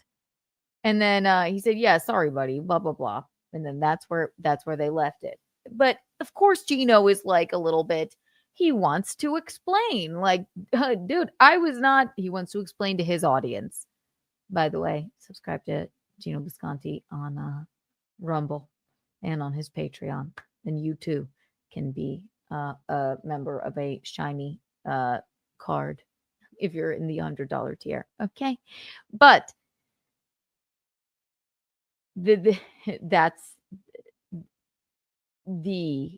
I take it up for, I chalk it up to like men not being able to have like a genuine, like sort of like, we're too manly to talk about this. Anthony admittedly says he's bad at business. Geno doesn't ever want to bug him. He never wanted to bug him, even though these two are honestly, to see them together, it's like, do you believe in magic? It's like a movie montage. They love each other. It's insane. All right. The man and Missy were at our wedding. We have the best time with them. But again, it's like that man thing, like, well, it's like gay to go and ask or, anything like that. So that's where they left it. They texted about it on New Year's Eve. Geno wants to explain to his audience and then Garrett and Steve's audience and says something. He's like, and Geno admittedly said, I got out over my skis. And he said, suck my dick, Anthony. Not very nice. However, he was upset. And I understand why he was upset. Even though Anthony thought he was like, oh, no, it's going to make you look better and stick it to Kevin Brennan. No, now people in that verse of dabble, they're going to be like, yeah. They will find a way to make Geno the asshole. So that's how they left it on New Year's Eve. And Anthony said, yeah, whatever, blah, blah, blah. No big deal, buddy. Geno said, no big deal, buddy. And then Geno went on his show. But so we'll play the clip. Here we go. So here's Kevin Brennan talking about Anthony talking about it on his program before he heard that Geno said, suck my dick, Anthony. And I was under the assumption, I swear to you, that I had given Geno Aaron's money. I truly believe that.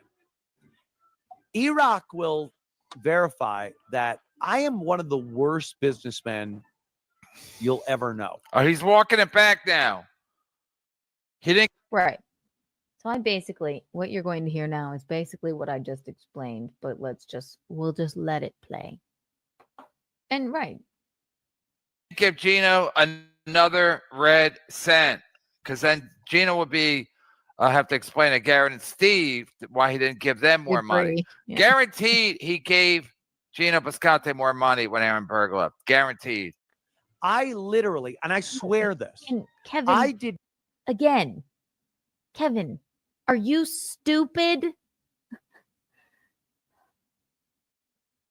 Kevin he grew up in a house with 10 children, and somebody could give Kevin $1 million and he would look over to the right and be like, why did this person get $1,000,001? It's the same thing with Kevin. God damn, I won't tell you the goings on when he was obsessed with Bill Schultz, obsessed with it. Obsessed that Bill Schultz had 4 days a week and he only had 2 at Compound Media. Completely obsessed with it. Called me a very untoward word when I was on his podcast with Bill Schultz, and then apologized to me and said, he texted me and said, I'm sorry, I just, Bill Schultz trying to get me fired, and I was upset that he had 4 days a week, but I don't really think that of you. And I said, Kevin, I don't give a shit. Like, it's fine. Call me a beep all you want. Whatever. But he still is obsessed with this. He's like, he's walking it back now. He made all that money. He didn't. Maybe we'd be in a better fucking position had he. Jesus Christ, what's that? I don't know, 2 years of wages that you think that Geno had. Like, listen, it ain't fucking easy. It's not great. Why would Geno lie about that?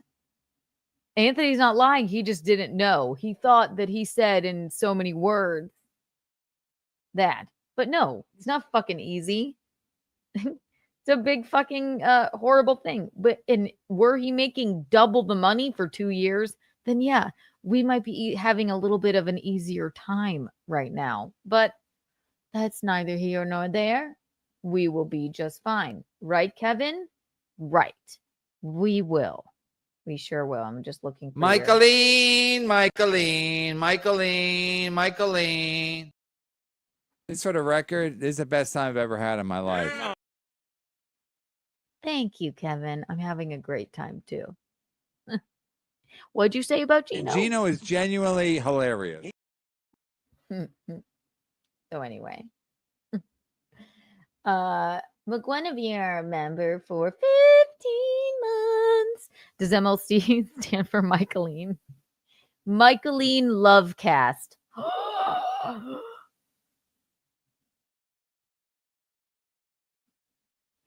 It is McGuinevere. It's the Michaeline Love cast. We did it.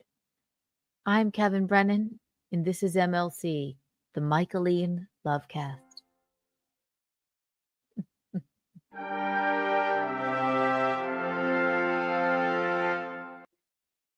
Whee!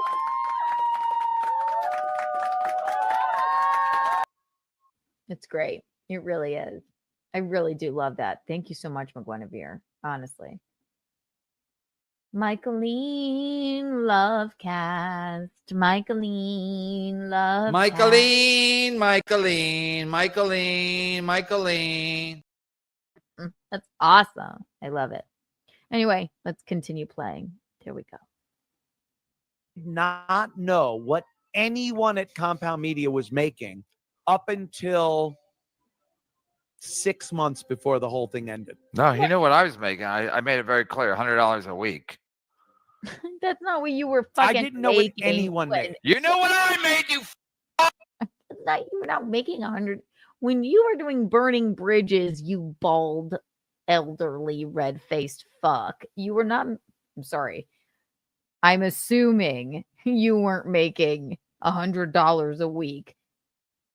What you're referring to is when you would pop by with my mother's identical twin, Bob Levy, on Thursdays, and he would give you $100 out of the kindness of his heart. Shut up, Kevin. Please. Fire. $100 a week. They could have made $20,000 a year. They could have made $200,000 a year. I had no clue. My fault. Right. I am lazy when it comes to business things. I don't like conflict. Everyone knows that. Right. I don't want to Neither do know I. things. I just want things to continue on. He must have studied Pat Dixon. He's doing the same thing Pat Dixon did. He's like over explaining to cover up the fact that he said he gave Geno all the money, all Aaron's birth. Definitely, Geno had to get more money because, like, Again, here, Kevin, no. Not over explaining. I said this again. We have no, Geno has no, I have no one, Garrett and Steve, anybody that's ever worked for Anthony Cumia, to my knowledge, I'm talking Chrissy, Garrett, Steve, Drew, Geno, no one has any fucking ill will toward him at all. They all do say that, yeah, he didn't want anything to do with the fucking like day-to-day stuff. He's telling the truth here. He didn't know. Kevin thinks it's a conspiracy. And that he's walking it back that Geno actually was paid doubly. What is it, Kevin? Is Geno broke? Or is he, was being paid double for 2 years? What is it? You red-faced, silly old man. Let's press on. like I said, he had to fill the chair. He had to pay Stancil. He wasn't paying Stancil out of his own pocket, so he got more money. That's a fact. Did he get all of Aaron Burke's money? I doubt it. Of course. So I honestly, I swear to you, Where are the super chats? Did not know what anyone was making. And I recall, and I don't know if Geno will remember this, but I do recall saying, like in Sullivan's, when Aaron left, I said, Geno, you don't need a co-host. We don't have to hire anyone. You take Aaron's pay. I know I said that in probably drunk. This is where, and he just said, and probably drunk. Geno remembers the conversation, to my knowledge, and again, this is Geno also, but I believe Geno would have remembered because he remembers the conversation so well because it meant so much to him that Anthony said, Geno, the show is yours. But because men can't communicate with each other because they think it's too gay, I will never understand that, by the way. How is it gay? I just don't get it. I will never understand it. It makes absolutely no sense to me. But I digress. That's my own thing. Geno, to his knowledge, he was like, fuck, I wonder if I have a job anymore because Aaron is leaving. And then they had a conversation at Sullivan's to where Geno says, Anthony said, Geno, the show is yours. Great. Do your thing. You don't have to hire, we don't have to hire anybody. Do your thing. And Geno was like, oh my God, great. I still have a job. Thank you, Anthony. Thank you. But from Geno's perspective, he didn't say take Aaron's pay. But there's no telling these two drunks, is there? But also, if that's what Anthony intended, is it up to Geno to go in there and be like, hey guys, he's supposed to be like, Anthony told me at the bar that I could have Aaron's money. To who? The billing guy? I mean, maybe he should have. I don't know, but he didn't. He certainly didn't. But again, Anthony says, I'm bad with money. He is certainly not bad with money. He's great with money. He's bad with business. And he's about to say, no, that wasn't a contract. But then, you know what? It is your company, Anthony. You don't want to hire somebody else. You want to give Geno Aaron's share if that was your intention. If you want to just like act like, I don't know, I told him at the bar that he could have Aaron's money, which you didn't, according to Geno. It shouldn't really be on Geno to be like, hey guys, okay, billing guy. Anthony said at the bar that I could have his money. No. So, but Anthony, again, he said, I'm bad at business. I don't like that aspect of it. I don't like any of that. So this is why, and I'm telling all of the men out there, it's not gay to talk to each other. Just talk to each other. Just get to a certain understanding. And then maybe none of this would have ever happened. But then we wouldn't be sitting here with you fine people and 100 million Kiki bucks. Listen, even though, I just want to say to everyone right now, even though, oh no, stop it, go away. I just would like to, award some Kiki bucks to everyone right now. This is all of Aaron's pay for the last 2 years in Kiki bucks to all of you. So whatever that amounts to, you're welcome to everyone watching right now. I'm just teasing. It's a fucking joke. It's just a joke, ladies and gentlemen. Hang on. Why? Make it go away.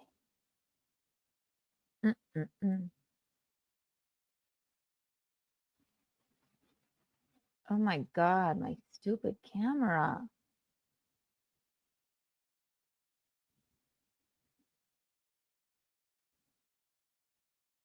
One moment. Hang on. I'm having a technical difficulty. Now. Reset. There we go. Jesus. Oh my God, everything went wonky. That would have been really cool what I did. And it wasn't because of my technical difficulty. You can retire. Yes, you can. You're more. Yeah, now you can retire. What is the exchange rate from Kiki bucks to USD? Well, they're in yen. Don't ask me about exchange rates. Just be thankful. How dare suck my dick. All right, here we go. Let's continue on. Probably that. And I'm not saying that was a contract. I'm not saying that would happen. That I don't know. I never knew. I assumed that is what happened, but I was mistaken.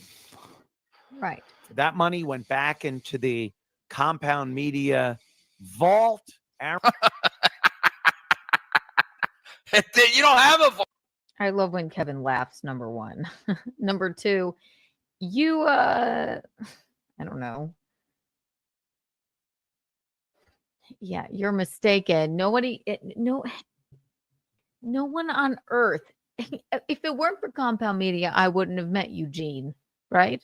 And contrary to popular belief, he's the best thing that ever happened to me. I love him dearly. But you admit that, yes, I'm an idiot about business or whatever. And I think you were trying to take up for Geno with that. I don't know. Imagine being like, oh, where did this 2-year salary come from in the vault? I don't know. Whatever. Who knows? Who cares? What a luxury. And Anthony Cumia earned that luxury to fuck off, not care, and not give a shit. To be like, oh wow, look at this compound media vault. Look at that. Actually, sometimes I think, like, since Geno didn't take that pay or anything, maybe it kept the place like going a little longer than he claims it should have, which great. And Geno wouldn't fucking trade one day at that place ever. It's like, oh wow, what's this giant sum of money doing in this vault? More than I thought. I guess I can dole it out. Right, fine, to pay for the place. No one's shitting on Anthony here, but it is interesting. Quite interesting. So let's continue. Fault. And we always love to shit on Kevy. But we do love when he laughs. Because if you did, Bill Schultz would have been in there. He would have moved into the vault. Money, and Geno was paid exactly what he had been making. That's a lie. Money went back into the compound media. That's a lie. Vault. That's Aaron's a lie. money, and Geno was paid exactly what he had been making prior to Aaron leaving. So for that, I apologize, and I mean that. I'm not goofing. I apologize for saying that. Guaranteed. Right. So that was a nice part of it. Yes. It's true. He apologized for saying it because it only just makes, Geno he's not only, I mean, how, you know what it is. Geno gets a lot of fucking shit. All right. He's gay, but he has a special connection to classical music. There's many things that are interesting about him. He gets a lot of shit. So he apologized for saying that. Right. Then Anthony is very upset. Not upset. He just then goes on to say, Geno, how dare you say suck my dick, Anthony? Which Geno, since we were watching it and we were actually laughing at Kevin watching it, he texted Anthony and Anthony texted him. Geno said basically, I got out over my skis. Maybe you don't understand, but this Dabbleverse stuff, it's just what you said is going to make people just shit on me more, which Geno deals with in his own way. But I'm sorry. Eugene is just the kindest, most lovely man and is like a friend to everyone. So it does hurt my feelings, I guess, a little bit when, for me, I don't care if anyone shits on me, but like someone, like people just like needlessly, constantly hammering him.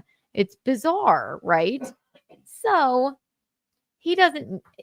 so that's all he was saying to Anthony. And then Anthony he said, I apologize for getting out over my skis. That's what Geno said to Anthony. Anthony said, we're always going to be friends. It's no big deal, buddy. That's the breaking story. But we'll continue this.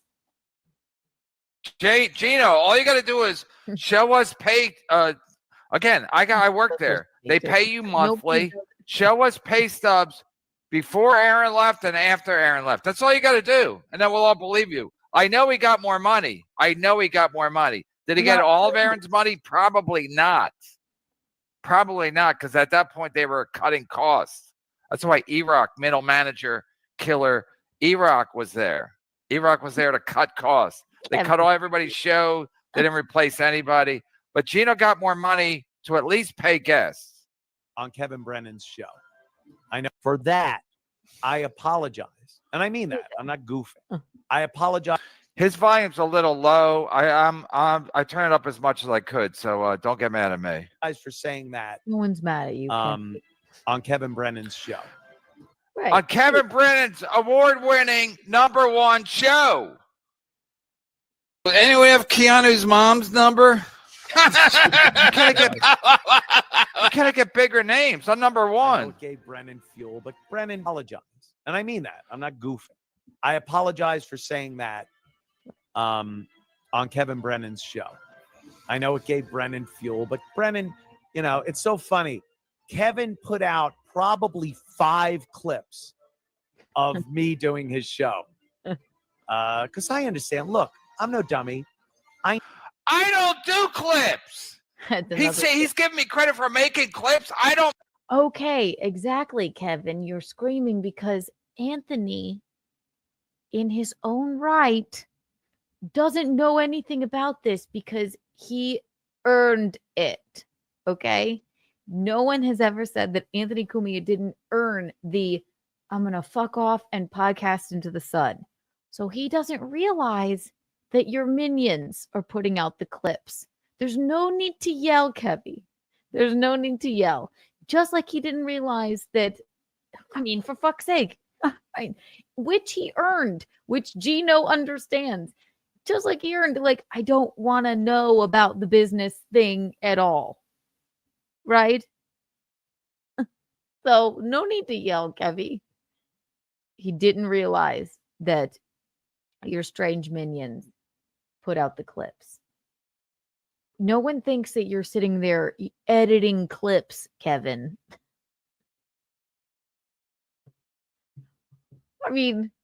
No one thinks that, all right? But maybe he just thought it was someone connected to you. Looking ridiculous. Don't make the clips. People made clips. They don't work for me.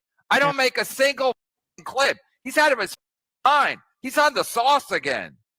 Brennan put out clips. I didn't.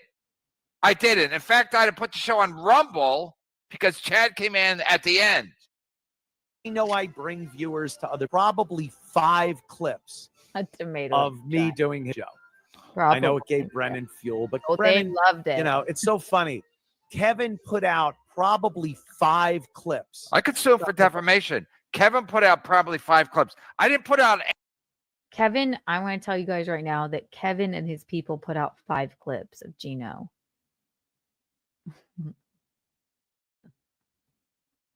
They know. Maybe Anthony doesn't need to know. You don't need to yell about it, Kevy. All right. And listen, hating on Geno gets those clippers that fucking view count. It sure does. Oh, boy. Any clips. I don't know how to do it. I'd have to go to YouTube and learn how to put out clips. Of me doing his show. 5. Because I understand. Look, I'm no dummy. I know I bring viewers to other people's shows. And I'm not even being like, I bring the... I'm not saying that. Sounds a little bit like that. All I'm saying is, when I do other people's shows, their viewership goes up.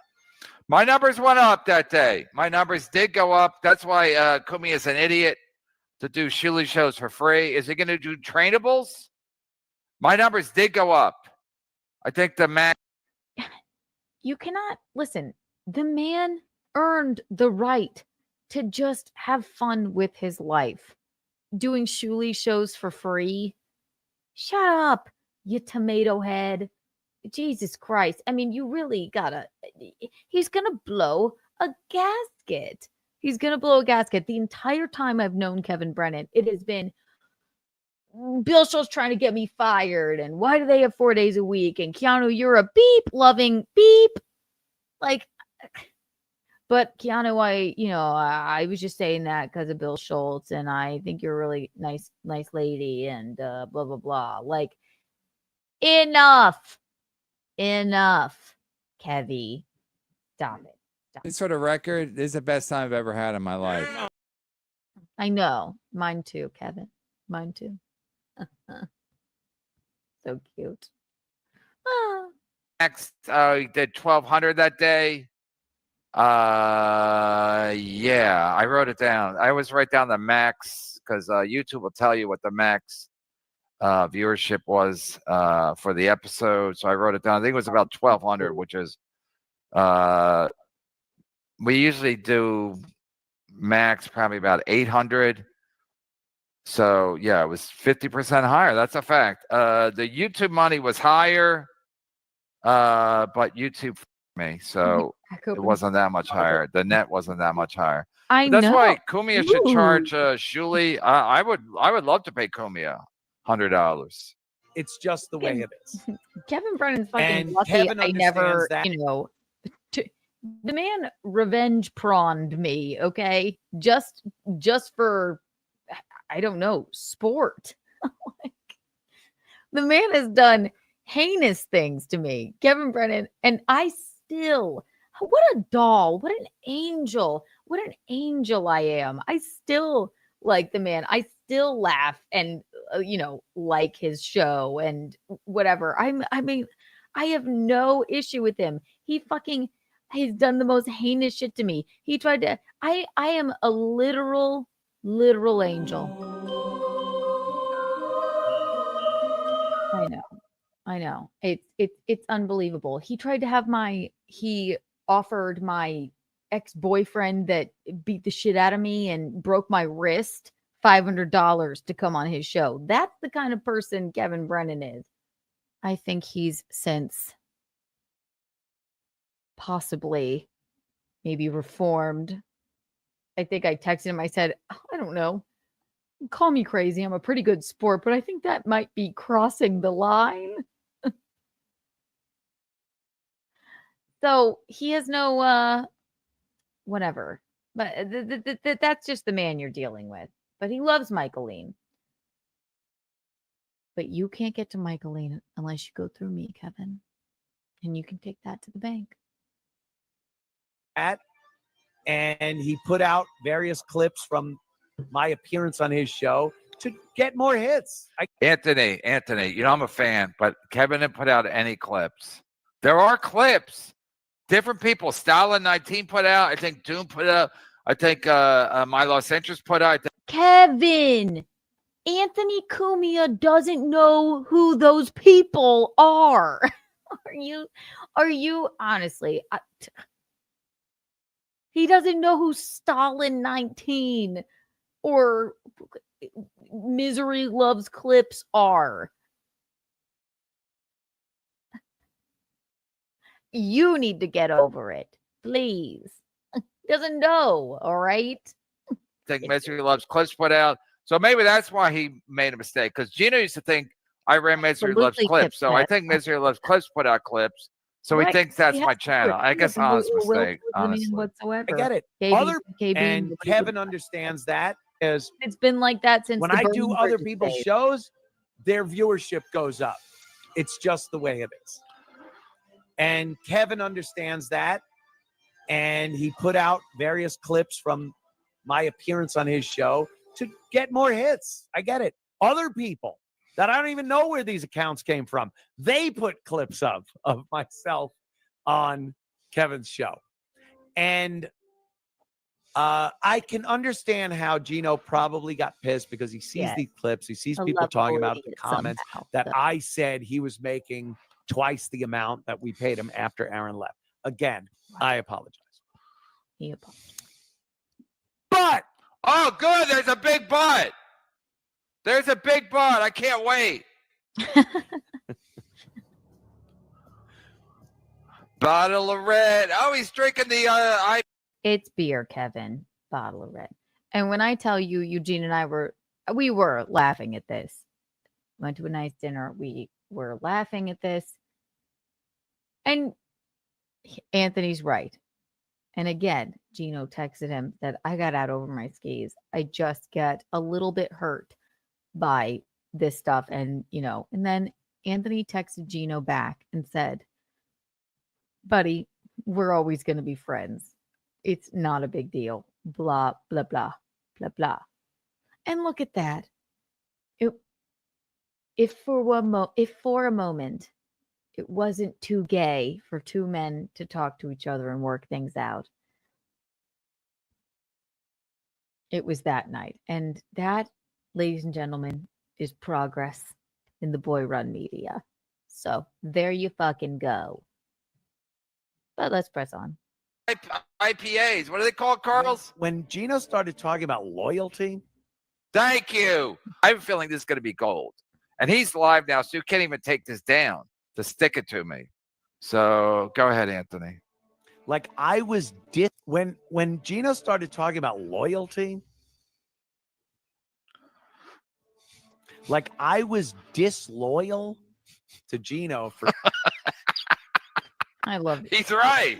He's disloyal for paying Gino hundreds of thousands of dollars over the 7 years, 8 years, 9 years that he was. Well, which is it? Gino ain't got no money. Gino is being paid double, or Gino just got what he was getting and was there every single day through the pandemic. I'm sorry, Gino fucking, I'm allowed to say this. I'm his wife. He was there, kind of held down the fort when even, Anthony was gone. And I'm sorry, like Anthony had a health issue and what have you. And no one's shitting on Anthony for that. But like someone will find a way to shit on Gino no matter what. So it's either he's broke, or he was overpaid, or he was double paid, or he's an asshole. He gave Anthony a heart attack. He didn't. What you freaks are never going to remember, and I'm not talking to the lovely people that like me in here, what have you. What you sad losers will never, ever be able to cope with is that Anthony Cumia and Geno Bisconte will always be friends. And I don't think that you can handle that. So you can take that to the bank. Saying that on Kevin's show. I really believe that you have to probably weigh the previous decade of loyalty over what I said on Kevin Brennan's show. Right. Maybe you could go, it's a tie. Loyalty seems pretty solid. This, I don't know. He said something about how much money I was making. And then to, kind of claim that he now just can say loyalty. Suck my dick, Anthony. I think was one of the things he said. He did say it. I love when Kevin. That kind of got me because I consider Geno not just wow, he's getting choked up. And to be perfectly fair with Anthony is good at recalling, putting the equation together. Like I explained it before. When I quit the first time, Anthony basically told that whole weekend what he did, and so he's pretty good at, lining up the logical explanation for like, okay, this is what happened. He's basically going to lay it out what happened. Spit it Geno. out, baby. And like I said, my experience with Cumia has been he's pretty good at this stuff, where he's not gonna like embellish it. He's just gonna tell you what happened, and now he's gonna tell you what happened. So this is absolute gold. Thank you, Anthony Cumia. This sort of record. If I just memo, I send him $100 right now. Just a business partner, a co-worker, a friend. I've been out with Geno on occasions that had nothing to do with work and had some of the greatest times. Our wedding. Drinking and laughing. Yeah. When I would do Cumia show, or would I, like before I worked there on the Thursday, before he's doing the Thursday on a regular, if I dropped in the Cumia show and then we went to the bar and Geno was there, they were great times. Not only were they great times, Geno and Cumia would go karaokeing. They wouldn't ask me because they know that that's probably not my thing. I could invite him myself. I'm not like Ray DeVito with a. It's funny because it's not wrong. They did have him. Listen, do you know what Anthony said to us at our wedding? He didn't only just come to our wedding, not just because it was in South Carolina. I'm from there, by the way. We didn't have a wedding in South Carolina because Anthony and Missy now live in South Carolina.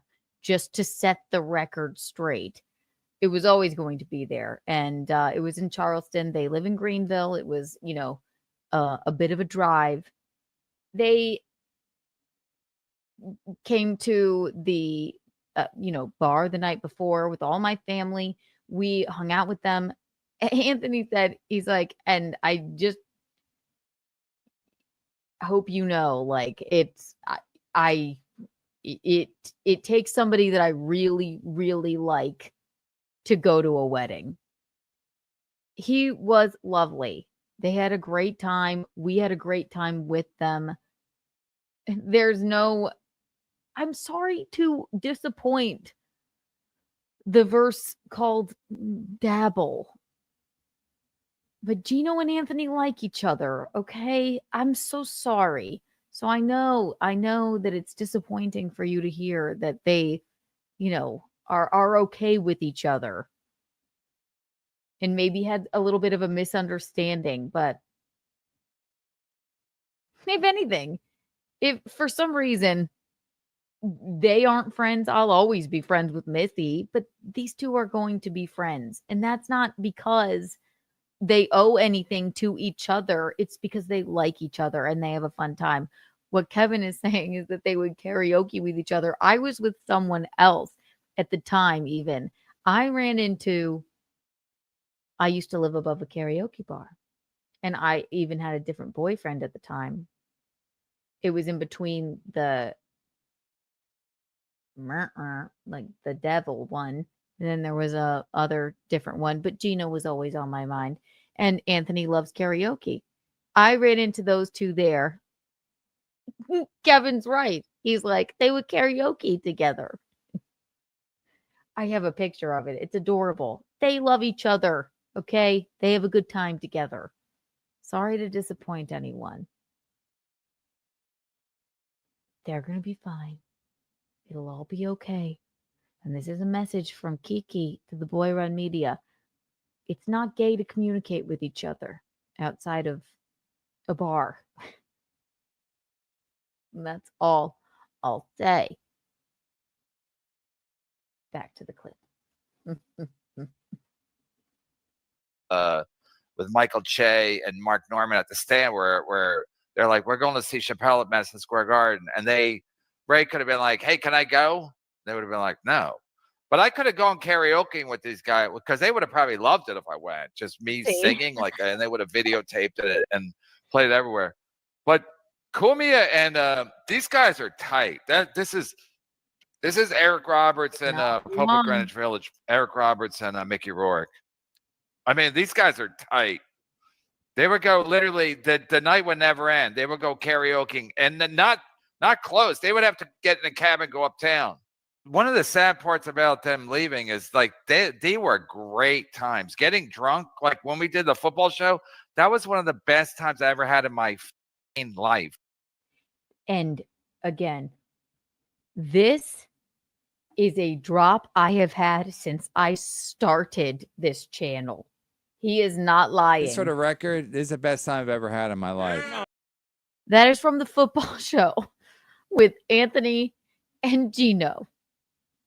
Okay, here's another. Gino is genuinely hilarious. Look at the red-faced drunkenness and how happy Kevin Brennan is. I think they should, like, you know, if the world were the football show with Kevin Brennan, Anthony Cumia, and Gino every day, the world would know peace.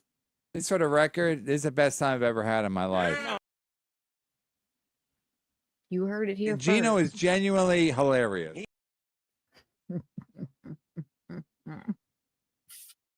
And there's on the clip, I'm saying, if I'm killed on the way home, tell my wife that I died doing what I loved. That's how great that night was. And I was hammered. But Kumi is a great guy to hang out with when I do forgive him. Fuck. I was shocked when he called me. I didn't answer, of course. I never didn't not forgive him.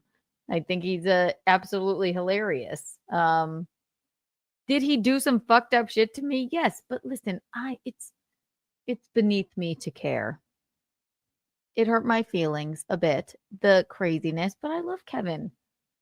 And you know what? What fucking fucks him is he likes me too. And he likes Gino too. But that's his grift. So anyway. when you're drinking, and Gino is too. So Kumi is not embellishing at 1% here. I've been out with Gino on occasions that had nothing to do with work and had some of the greatest times drinking and laughing. And I would never say anything on a show to anyone privately. I defy any one of my friends or family or anyone to come forward and say, oh, I remember when you shit talked Gino. And it's never been done. I went on Kevin's show. I said something that I believed was true. Very true. Okay. And this is the central thesis of this. Anthony just said it. People are chomping at the bit for Anthony to say something bad about Gino, right? And he never had. He never would. Always, if you look at any time, people were like, any show he had been on that people were like, what about, their wedding? What about Gino? What about Keanu? He has never fucking disparaged him or disparaged me ever. Because he's actually our friend, you internet freaks. Gino got out over his skis and said, Anthony, suck my dick, because he's genuinely thought, and I'm not sticking up for the bad business part of this, that it would help Gino, not help him, but it would make, I wanted Kevin to think that you were making more money than you did. And what, from my knowledge, Keith the cop said that you were making Aaron's money. He had no idea. And that is boys not being able to talk to each other. But that's it. That's it. But then, yes, of course, Anthony's feelings are hurt by Gino and everyone. The reason everyone loves him, okay, if you love Gino, the reason you love him is for a rant. And listen, he's an Italian man and he's emotional. Okay? He felt hurt by that. They have since spoken and been completely fine. And they won't not be fine. I promise you. So, anyway, here we go. He probably, like he said, he probably did tell Gino, you don't need a co-host. Well, you can have Aaron's money, blah, blah, blah. And he probably thought that was what happened.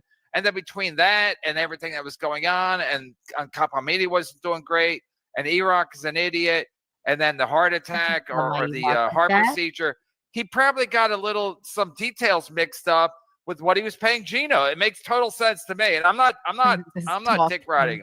But you guys know I love the guy. I said it on my last show when he was on. I go, I love you, man. Or whatever they say on the Bud Light commercials. Like Cumia is a fantastically funny guy, and this is a fact. And like I said, he usually gets his when he's telling a story, he usually gets the details pretty much on point. Through my own irresponsibility in my own business. Now. And now I know better. I checked all the numbers, and yeah, you're right. You're right. You did make more money than you'd ever make anywhere else. That's a fact. Sure. That's a fact. I gotta say that. Absolutely. Absolutely. I'm sure. But he's an Italian man. He pays well. That was a fantastic company. And Geno is nothing but goddamn grateful and loyal. That's why he says it. But then what I tell Geno too all the time is like, I don't think he's watching the things that you're watching and like doesn't understand that him saying that will make it seem a certain way to certain people. And you can either nails it, like, well, fuck off, or we wouldn't love Geno if he weren't the way he is. He's going to pop off on it. And that's why Geno is fucking, you love him, you hate him, but you watch him. You fucking certainly fucking watch him, all of you. He's a Bisconte and a chum. And everybody loves it. And I'm going to pull up after this quickly. I don't know how much more I can watch of this. I'll pull up the Garrett and Steve goings on talking about it today. And that'll just be a little bit of a cherry on the top of this. Let's see. Geno didn't make any money until Cumia paid him. That's a fact. Geno didn't. He was on the Artie Lang show. They didn't pay him. Dan Filato confirmed that. Geno never got paid. Didn't make any money as a stand-up before this or after this. The only time he ever made money in his career was this. There's no podcast. I was paying everyone radio station wages. Not me. You get a job at an FM radio station. That's what I was paying people.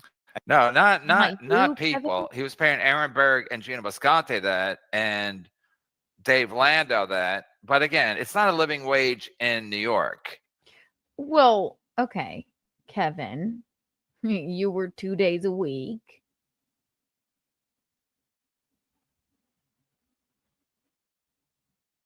But don't you think you were getting paid the exact same that they were, but they were 4 days a week? Why would he do it in such a way?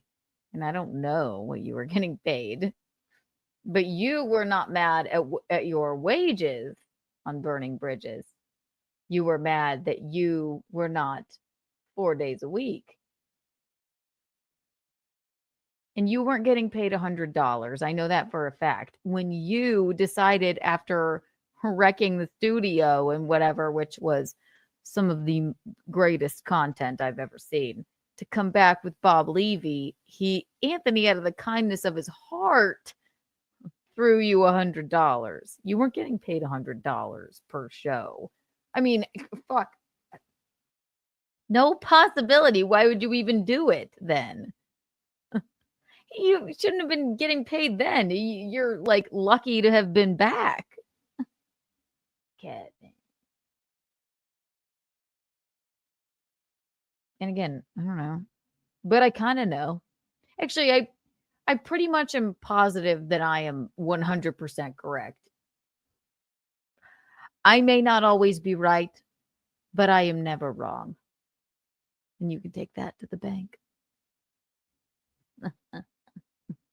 A little more. That's why people quit, or Dave Lando quit, Aaron Berg quit, because to Cumia, it's if he's paying them $70,000 a year, I mean that's a lot of money for the fact that they're not really bringing anything in at Compound Media.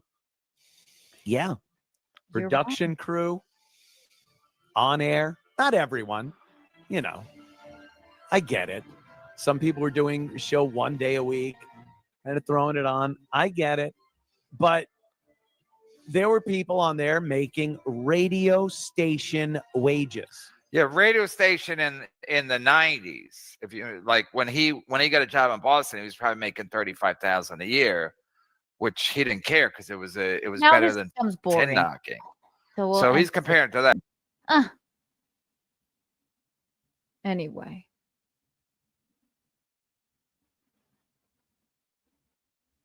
I wonder, shall we? Hang on 1 second. I don't want to keep doing this. I wonder, shall we go? Garrett and Steve were also watching it. And I have a moment in there that maybe we could watch, which would be pretty poignant. But the long and short of it, basically, is what I've already said. And that is, I know everyone really would love to see the breakup of the boyfriends, Anthony and Gino, but Gino apologized. Anthony's fine. Also, he's just living his fucking life, which he deserves. Anthony fucking deserves too, which Gino admits. Okay? Imagine being so bored with your silly incel consumer-driven life to just like be chomping in the bit for Geno Bisconte and Anthony Cumia to fight with each other. Grow up, all of you. Grow up. Let's see here. Ding. Doop. Why is this happening to me? What is this? And why?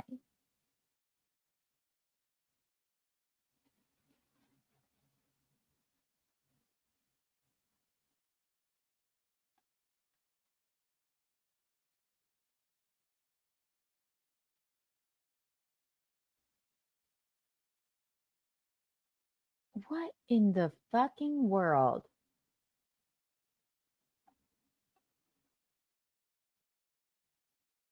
I apologize, everyone.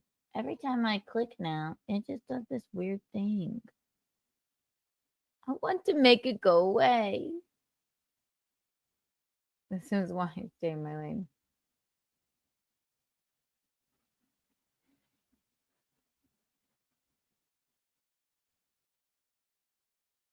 Again, what is that? I'm having technical difficulties. Don't mind me. Why?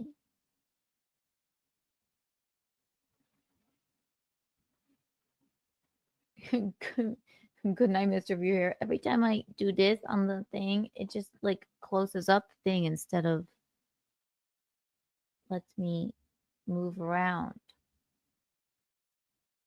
And I don't understand it.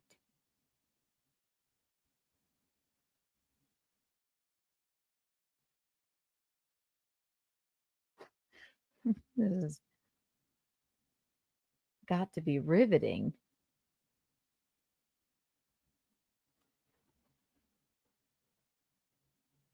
All right, hang on.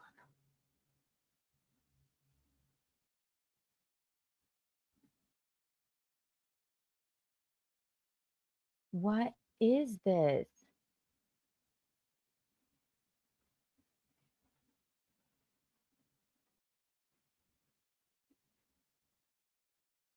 It is for the best because I can't figure it out. Apologies, everyone. I don't know what to do. I can't do it. I don't know how. No, it's not camera issues. It's like reptilian. Can you confirm or deny that you are a reptilian, Kiki? Like if I like unzip my skin, am I a reptile? Possibly. No. Isn't it reptilian when you Oh no, there we go. Maybe this is it. Hang on, Kit. I think I almost have it.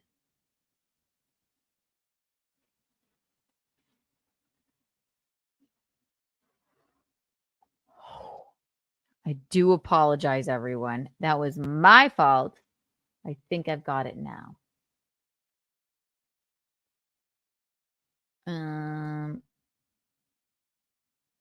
Hey. Hello. Bing. Bing, bing, bing, bing.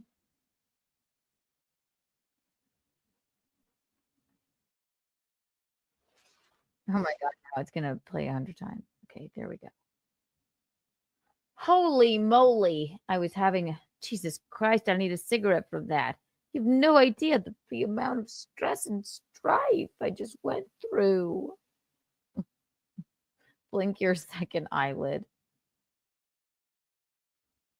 Reptilian. Your reptilian brain is when, you know, something emotional is happening and you just become a reptile. Living and thriving. Absolutely. Everyone hit the like button, please. I will be my reptilian self if you don't hit the like button. That is what I will do. Doing this weirdness. Mm-hmm.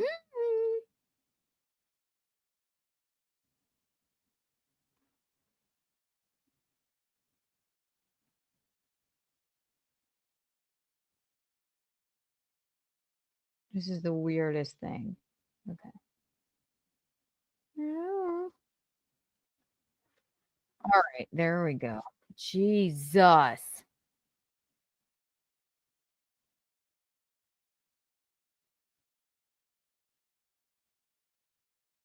don't know what this is. I don't know why it's happening, but this is what's happening. So we'll play a little bit of Garrett and Steve and we'll talk about it. There we go. Irresponsibility in my own business. And now I know better. I checked all the numbers and yeah, you're right. You're right. You did make more money than you something up. Yeah. I don't know. Do something. I don't know. Amount of money out of his. Again, yeah, he's right. Go to business. Don't want to worry about my payroll. And if you call that greedy or self, we're only halfway through this. We're not probably with the TriCast. We're not. Yeah. No, this is. To be like, hey, what am I here for? I'd be like, I don't know. I wanted to get to the equipment part that they talked about, but we'll see. Because you cannot top this. This is incredible, riveting stuff. Somebody said in Cumia's chat, what is a Geno? That got him. And you want to talk about a couple of other things? Oh, I think this is it. I was asked, Anthony, could we use the TriCaster, cameras, microphones, soundboard, monitors, computers to do our show? This was all stuff that was going to be shipped down to Censor.tv. When we merged, Censor.tv took control of all the hardware that was in Compound Media. Suck my dick, Anthony Cumia said, of course. Take it. Take thousands of dollars in equipment so you guys can set a show up. They're still using it. Well, not really. No. I will say this microphone and that microphone. Yeah. We're still using those. But we remember, E-Rock gave me permission to take this one. Yes. I would also like to just say, I mean, sorry, Eugene wouldn't know to even, he was still like, thinking he may, go to Gavin. He wasn't thinking like, what can I get for, what can I take from here? Geno certainly didn't. Drew has it all. That's what they are about to say. That had nothing to do with Geno, for sure. And it's still nice of Anthony to be like, yes, God, that's the nicest thing ever, to just give the equipment to, you know what? Take it. Yes, of course. To whomever. So This is an Iraqian gamble you took asking, and it paid off because we got a microphone, and I begged Drew for this one, and he let me have it. Yeah. So we very much appreciate the microphones. No complaints. None. Thank you very much. These are the most expensive microphones you could buy. Pretty much. You know, not the most, but like they're good. Out of all the like podcasting microphones, this is by far the most expensive. We were just at B&H, and all the other ones were like $100 to $250, and these are $450, $500. There were a few $1,000 microphones. Yeah. Oh yeah, I didn't they see got those. everything. They when we do, went to, terrible. But these are great. No complaints. I don't know why it's like we're ungrateful for the equipment we got. Sorry. Did we complain too much about getting fired? Again, logically, we're right there with you. You should. Compound wasn't for you anymore. Maybe right when we got fired, we were like, this stinks. I hate this being fired thing. And it came off as we were ungrateful for our 2 microphones. Not at all. Not at all. Very grateful. Drew is holding the other equipment hostage. And we've done, how many shows did we do at Drew's? 3? At least 3, I want to say. 3 or 4, maybe 5. Yeah. There were a handful. Geno did a few more because he did it like a little extras at Drew's. But hey, Drew's the one who asked for the equipment, so Drew's the one who got it. Yeah. That's how that works. Right. You know, the thousands of dollars of cameras, TriCaster, all that. I asked Drew for a camera because he has 3 of them, and he was just like, "No, I'm using them." And I was like, "What?" No, like I was like, I don't. Sometimes I get maybe you called. misheard me. I didn't ask for all of the cameras, just one. And hey, can I like fucking borrow? Maybe I'll give it back. Like I at the time was just like, I want to use it for now and then buy my own camera eventually. So through all this talk, right?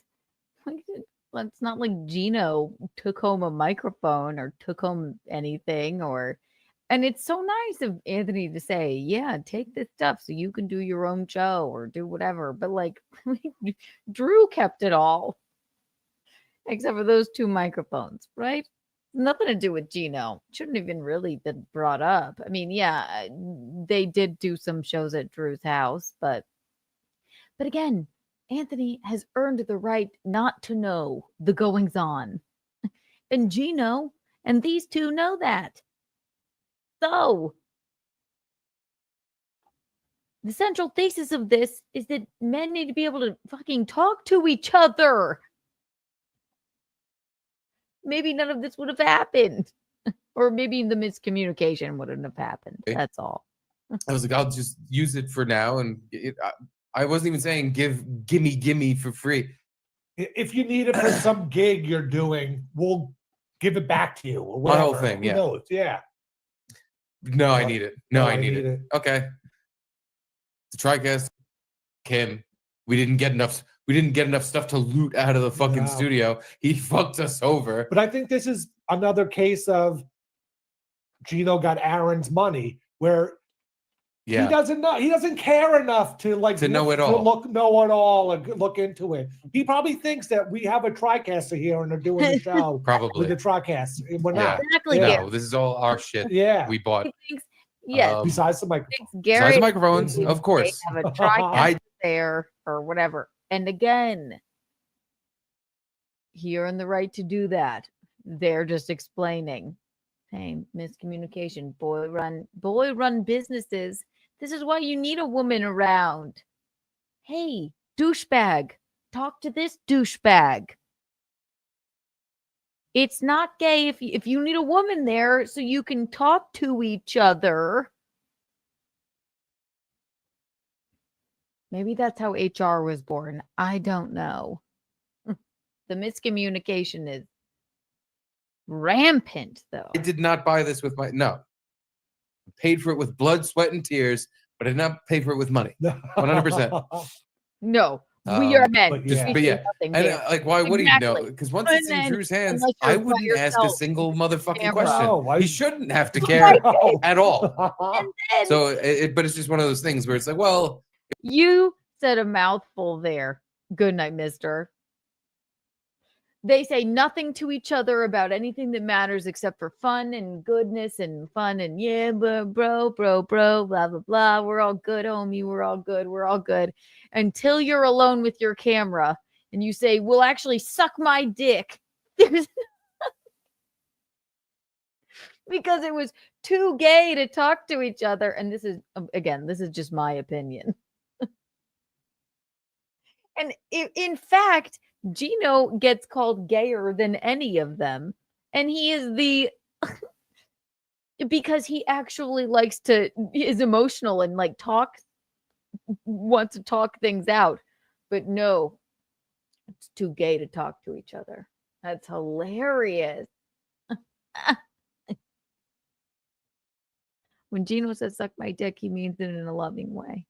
And not even a gay way. And these two haven't even talked to Anthony about it. They're just surmising on what he thinks happened. What? Why? All of you.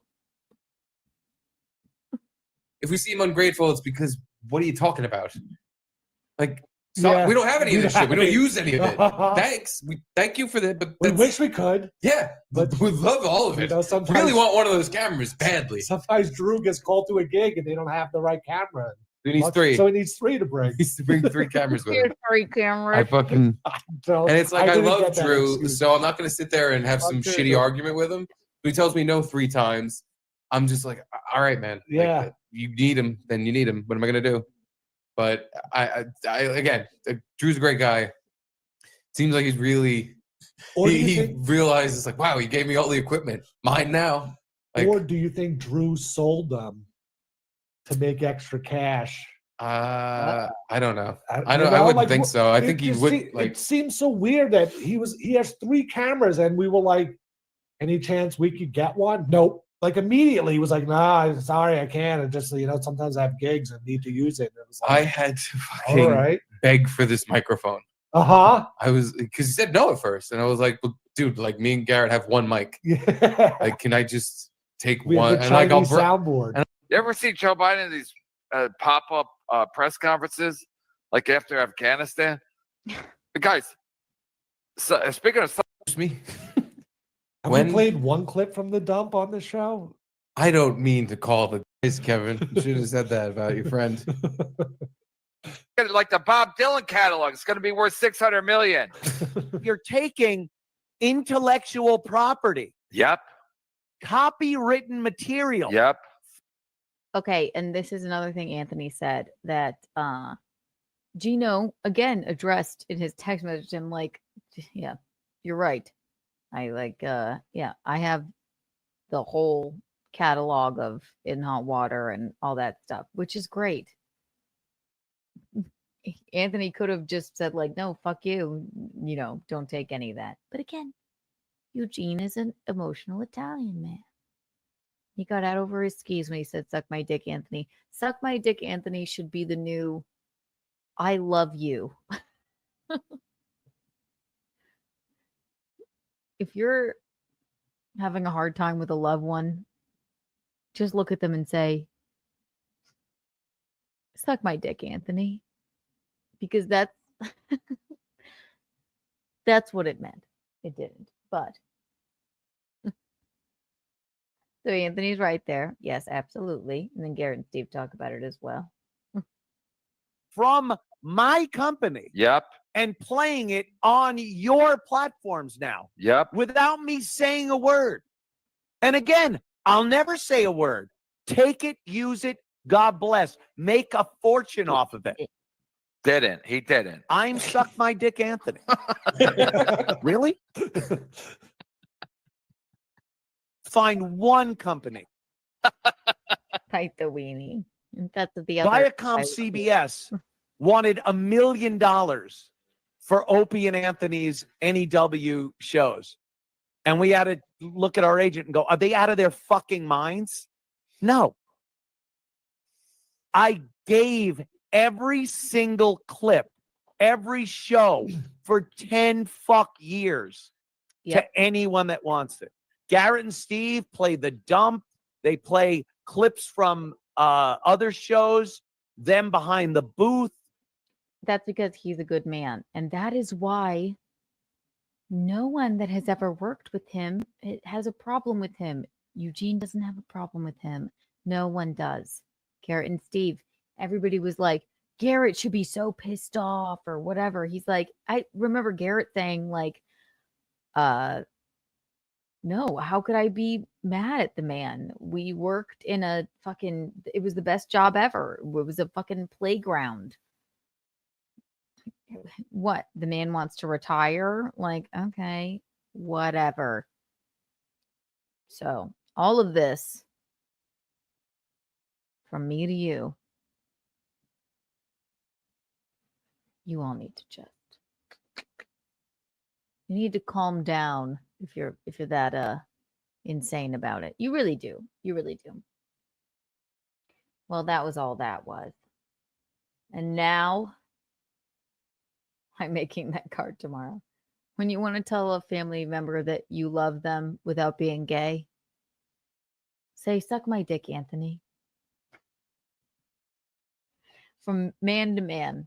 And it will mean, I love you. I appreciate you.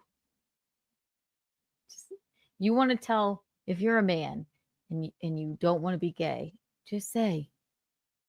But you want to say, hey, man, thank you for the good years. Say, suck my dick, Anthony.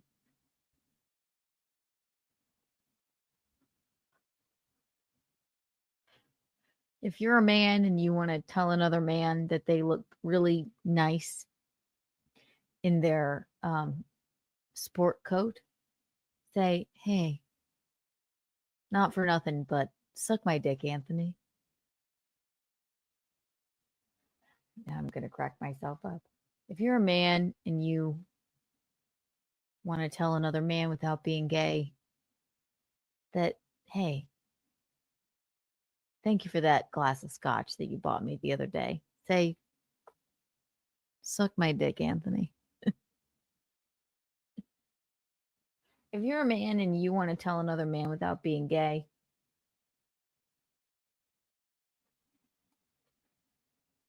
I really appreciate you, and that new haircut looks great. Just say, suck my dick, Anthony.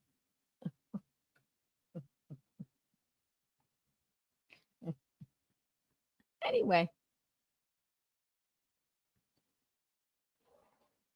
Listen, I'm the wife. I'm allowed to comment on it, and I'm allowed to debunk all of these critters and creatures that just want some sort of like havoc to be wreaked on the internet. And I can be the Geno translator if it's not clear. So there you go. There you go, everybody. That's it. I'll take a short break. I'm going to pee, and then I'm going to come back for a very short while because I have to address one more thing. How's that? The panic. that suck my dick, Anthony car. You got that's a badass suck my dick, Anthony car you got there. Hey, man. Love what you're driving. Love that suck my dick, Anthony car. Great. I think it's marvelous. After this short break, I will be back with more. One moment. I know. For everybody that has stuck by me through this marvelous, insane, adorable stream, 1,000,000 Kiki bucks for you all. And then we have more fun. We'll either do drama or drama. It's going to be fun. So just wait here. You just wait here, and I'll play something very fun. Oh, ding, bing, bing, bing, bing, bing, bing, bing. Bing. I have too many drops. Too many clips. Too much. Come on.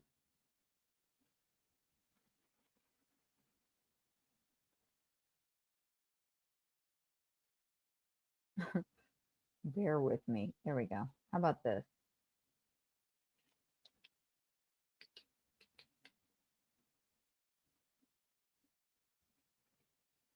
Let's watch oh my god, there's so many I love. How about Miranda Priestley? There you go. Where are the belts for this dress? Why is no one ready? Here. It's a tough call. They're so different.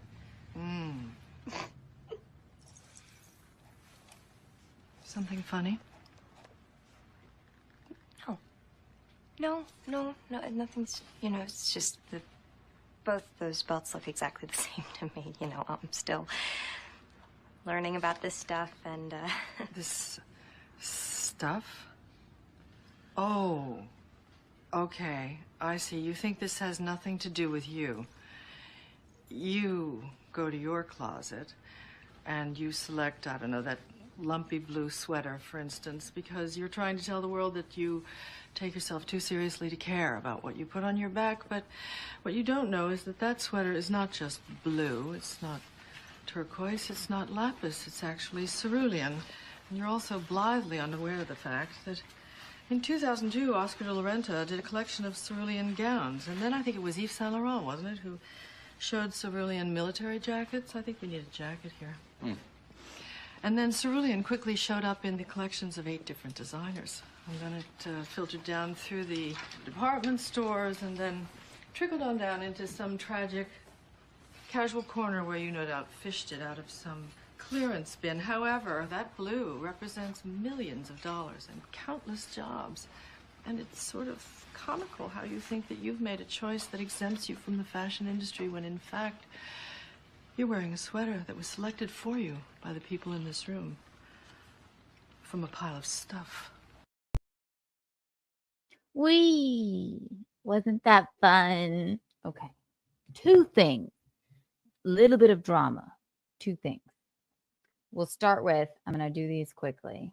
What do we think? Since we're playing clips.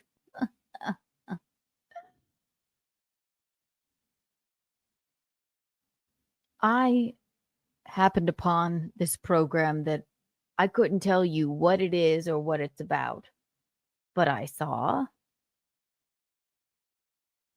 So we're going to start with a little more Kiki drama. Then we'll go to the Paige De Sorbo and Marcelo Hernandez drama, okay? But quickly first. So I'm just perusing YouTube and I see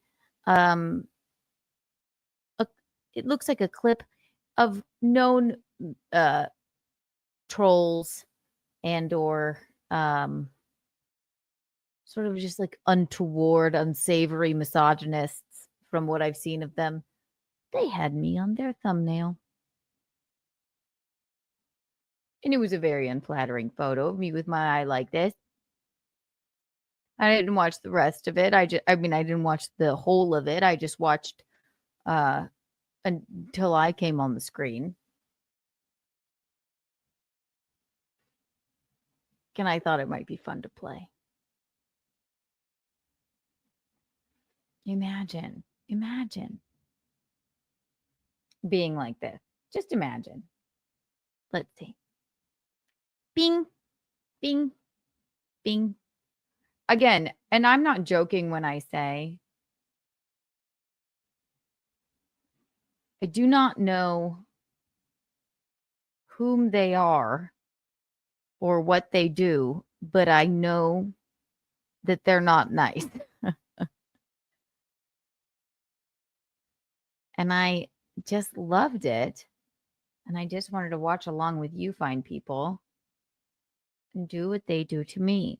Isn't that fun? Isn't that very 2025 to watch people watching you, watch them watch themselves and see inside yourself. Where is it? Where is it? I'll find it here quickly. Fuck. Where is it? Fuck. I mean, did I not save it and I can't and won't be able to find it now? Oh, that will be so disappointing.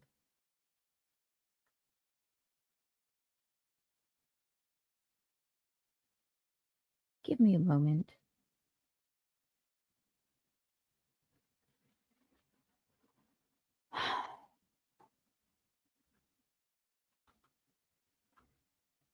I do not understand what is happening here. Okay.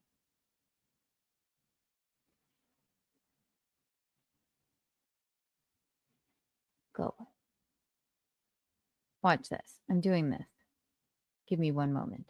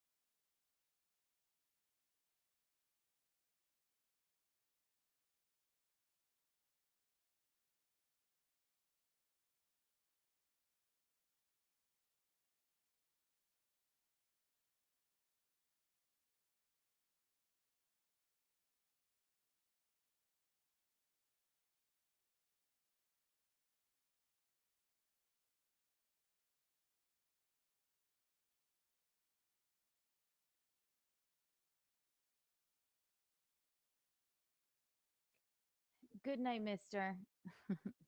Can I call you really fast? Tell me, every time I click on a tab, it opens a new tab. And it's very confusing. Can you make it stop? How do I make it stop?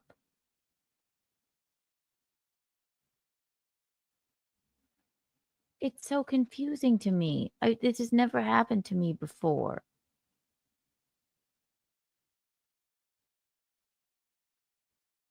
I'm gobsmacked. I'm confused. Yeah, I know I'm back. I went out to try and just click out of the whole thing. I don't get it.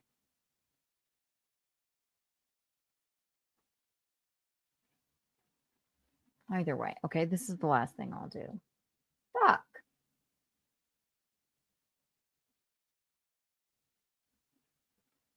I don't get it. I don't know. Every time I go to it, okay, maybe I need a new window thing. I don't.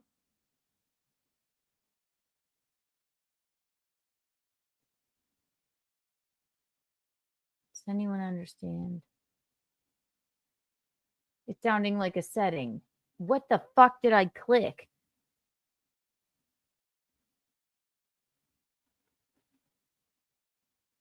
I'm in whatchamacallit, the rainbow wheel, Google Chrome.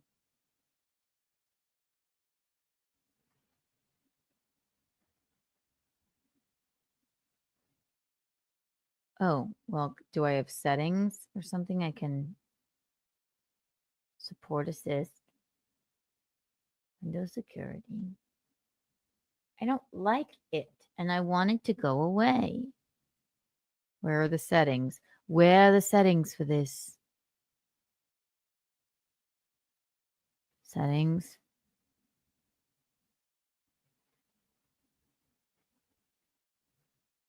There's no way I can figure this out. How in the fuck? I don't even know how I did it. How did I? It started normal. How did I do it later? Free tabs. 3 dots on the right-hand side of what? This? Oh. Okay. And now what do I click?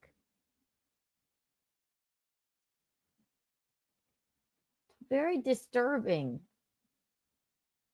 Horrible.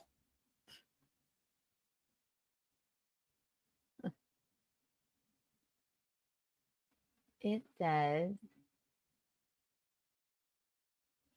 if I click on a tab, it just opens a new tab, and then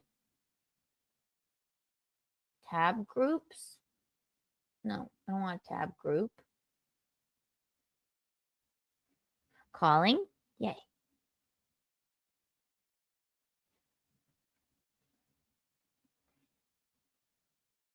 Okay. Thank you. It's been frustrating me. Tell me what to do here. Okay, so every time I try and go normally, like I just go to a new tab, and then it just opens 50 more tabs. So I'm clicking on the right-hand side buttons. Okay, so you go to a tab that's already open.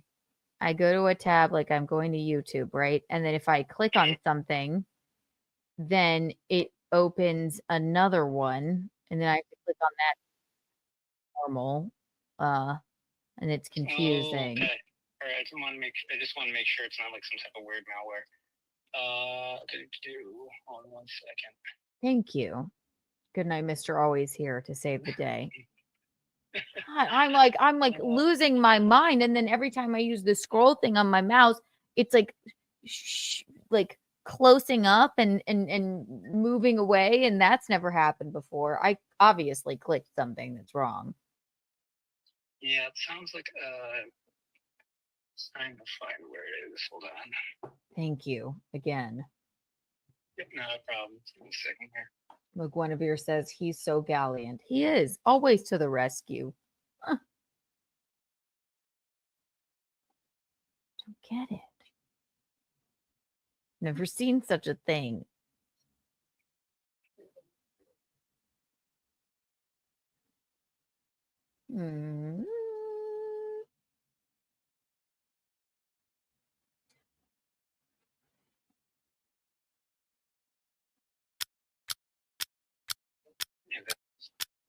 I just gotta find where it is in this things. Thank you. No worries.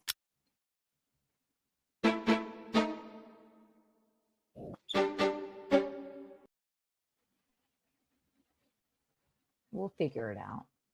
If they don't want to listen, if they didn't, if you don't like me and you can't take me at my technical worst, then you don't deserve me at my technical best.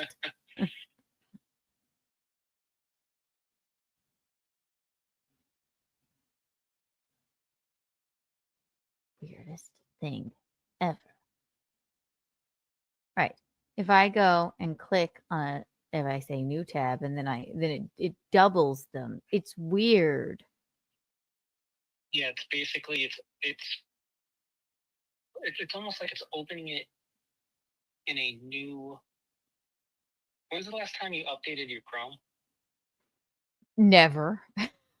So I mean, just for it to start now, I mean, it could be that. To like, will it shut down the stream if you shut down Chrome? I can deal with it and just update it. Maybe that's it, but it's just like throwing me for a loop every time I click one more thing. I can deal with it, but if that's the issue, then I will just do it after the stream. It could be that, or it could be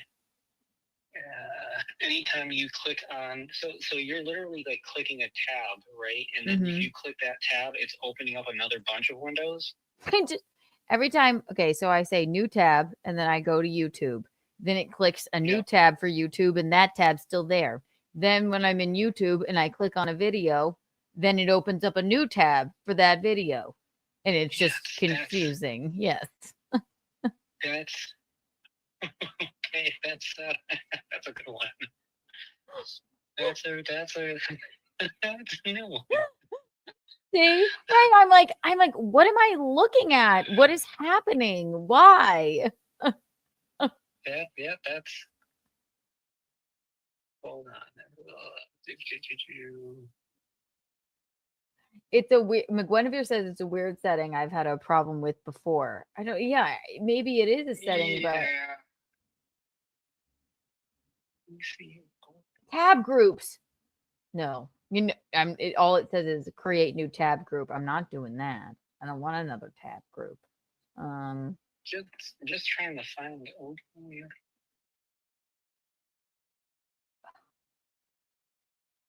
The problem is they change their interface so freaking much that by the time, like, if you know where something is in one place, right, they move it somewhere else, and then you have no freaking clue where they put it. Or that they just made it, like in the middle of the night. They changed the everything. Exactly. I mean, it's not like something I can't continue on doing, but I'm just so yeah, no, that's fucking annoying as fuck. It is annoying. Close all tabs and try again. Yes, I have tried. Yeah, no, it's basically it's a setting that states, like, if you go to click on something, you want it to open up in a new window. It's an intentional setting. I'm just trying to.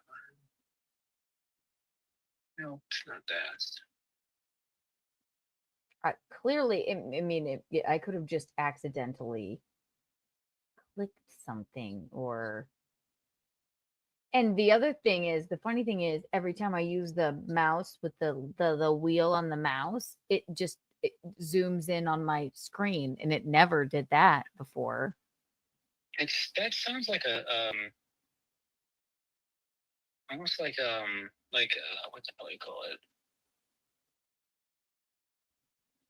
Like a disability setting, almost like if you trick a did something flag weird. or something. I do. I am disabled, so that makes sense mentally.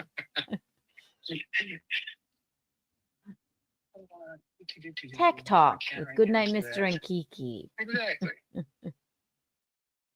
How weird. I mean, I could deal with it. I guess I'll just have to look out for it later. It's just weird. It started happening all of a sudden, and I'm so confused.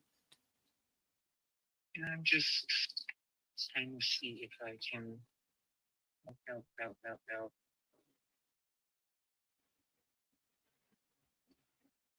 Yeah, give me a few minutes to try to hunt where the hell this is, because I know exactly what you're talking about. I know exactly what it's doing. I just need to find where it is in the browser. Well, I found the video anyway, and I will play it until you call back. And we will not end the stream until you call back, and we will stay here all night until you fix the problem. Gotcha. Bye. Thank you. All right, bye. He's the best. And I don't care if you didn't want to hear that. This is live television. All right. Here's what I was going to say. Here's what I was going to show you. It is this, and I had forgotten about. Okay. It's the channel is called the United States of Australia. And it's the Aussie guy who is a known, sort of misogynist lunatic, and then TV's Will Heron, who wholeheartedly hates me and wants me because, oh my God, I sent him a message that a friend told me to send, and then goddamn, it was a whole deal, and he has a lazy eye, and he just seemed sus to me. So they're all on this program. And the thumbnail had Eugene and I and maybe one other person looking not our best. It was like they froze me like this. But then I watched it and they were looking at me in the Dominican Republic. And I thought, well, why not look at this? So I'm going to respond to these misogynists. Here we go. It's going to be fun. The one in the bottom right corner is Will Heron with the lazy eye, who is a dope. And not to shit on any clippers, God forbid you send a message from whatchamacallit, a friend of yours who was giving you advice to a clip channel that was just taking your content and just posting it for like hours upon hours. And I made a mistake, or else I probably wouldn't have ever fucking said something. God fucking forbid. But because he probably, I don't know, is sort of a sad fellow. That's what he had to do, is shit on me. Love all the Clippers. I've never had a problem with any of them except for the one. And then my friend told me, send this message. I sent it. And then my life went up in flames. Didn't. But anyway, that's the one in the bottom left corner. And then there's one with an Australian accent, and then a quite fat one in the middle, and then one I don't recognize on the side, and then a pineapple. So here you go. And you know who makes an appearance in the chat? The slut-shaming redhead, and or the nerdy one from that podcast. We haven't heard from them in a while. So, without further ado, here we go. I don't even know what to call this show other than misogyny and, comments from the slut-shaming redhead. Anyway, here we go. There we are. Keep forgetting things.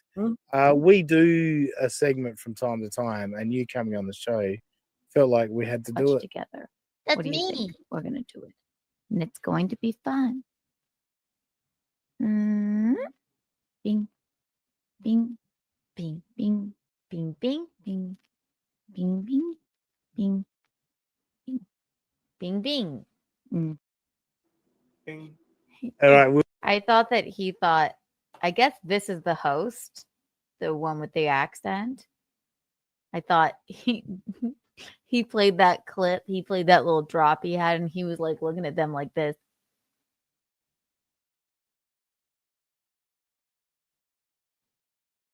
Isn't that funny, you guys? And they're all sitting there just catatonic. Like, there was no laugh out louds. Bing, bing, bing. Bink, bink, bink, bink. Bink, bink, bink, bink. Anyway, this is just for fun. Here we go. Will just turned his head around. He's about to get gangster on us. So holy shit! Pull the sleeves up. There's some work to do here. Okay. Holy shit! Rover's excited for it. 20 gifted. To be honest with you, I didn't even see that part. The only part I saw is them watching me on my pop-up stream in the Dominican Republic. But then Will Lazy-Eyed Heron rolled up his sleeves.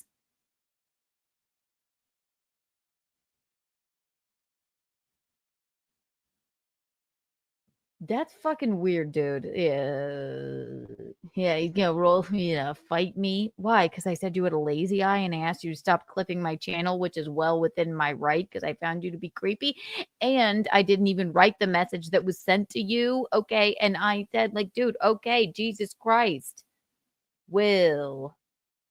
That was just you right there, like, I don't know, trying to, like, if somebody plays a clip of a woman, you don't go like this. Why I oughta. Ew. Mm-hmm. It was weird. I didn't even watch this part. Jesus Christ. Glad I did. Okay. No. The memberships. Thank you, brother. Rover is the fucking man.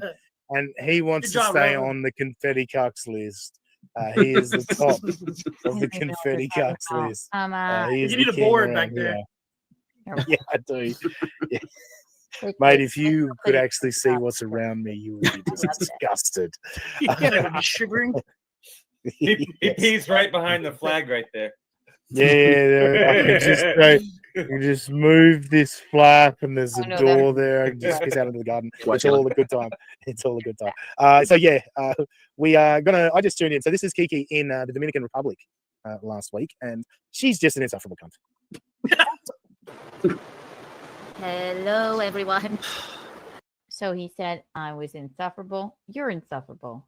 You're weird. You're a misogynist. Here you are with a pineapple, a man that just raised his fist at me, some man that I don't know, a rotund man I don't know, and you, misogynist, along with all of you. So I mean, if you find this interesting to play, then go off, daddy. But Jesus Christ. Can you see me? Can you hear me? Unfortunately. Can you Can feel you me? forget? I really can't tell. So take note. And oh, look, pretty antisocial is here. Says can confirm that she's insufferable cunt. There's the slut shaming redhead. Pretty antisocial was there to say can confirm that she's insufferable. You're insufferable. You're angry. I know you're angry. I know it. I understand. Pretty antisocial podcast. I get it. I'm sorry for you. But goddamn, Jesus, how many times can I tell you, pretty antisocial podcast? Whichever one of you is chatting in here, and I venture to say that it's the slut shaming redhead. Be cooler than lingering in these shows and immediately go, can confirm she's insufferable. You're insufferable. You're a lady hating bitch. Okay, I'm sorry. I am sorry. And again, I know you're angry. I'm angry. I know you're angry. I'm angry. To quote Harvey Milk. So there you go. She gets it. But what I will say to Haley is, I'm going to point something out here that I've noticed that you do a lot, Haley. But I like you, so I don't come down on you for it. Do it. Watch the sunglasses. She's going to the sunglasses are going to be on the eyes, on the head. She's going to take them off, and then the playing with the fucking hair. Watch how much she plays with this fucking hair. So what did that get you? Redhead, Haley. You said, you immediately went, can confirm she's insufferable. And then what did that misogynist do to you? He said, I like you, Haley, so I won't shit on you for it. But look what she's going to do with her hair and her sunglasses, which you do all the time. She's going to touch her hair. These freaks aren't your friends. Hales.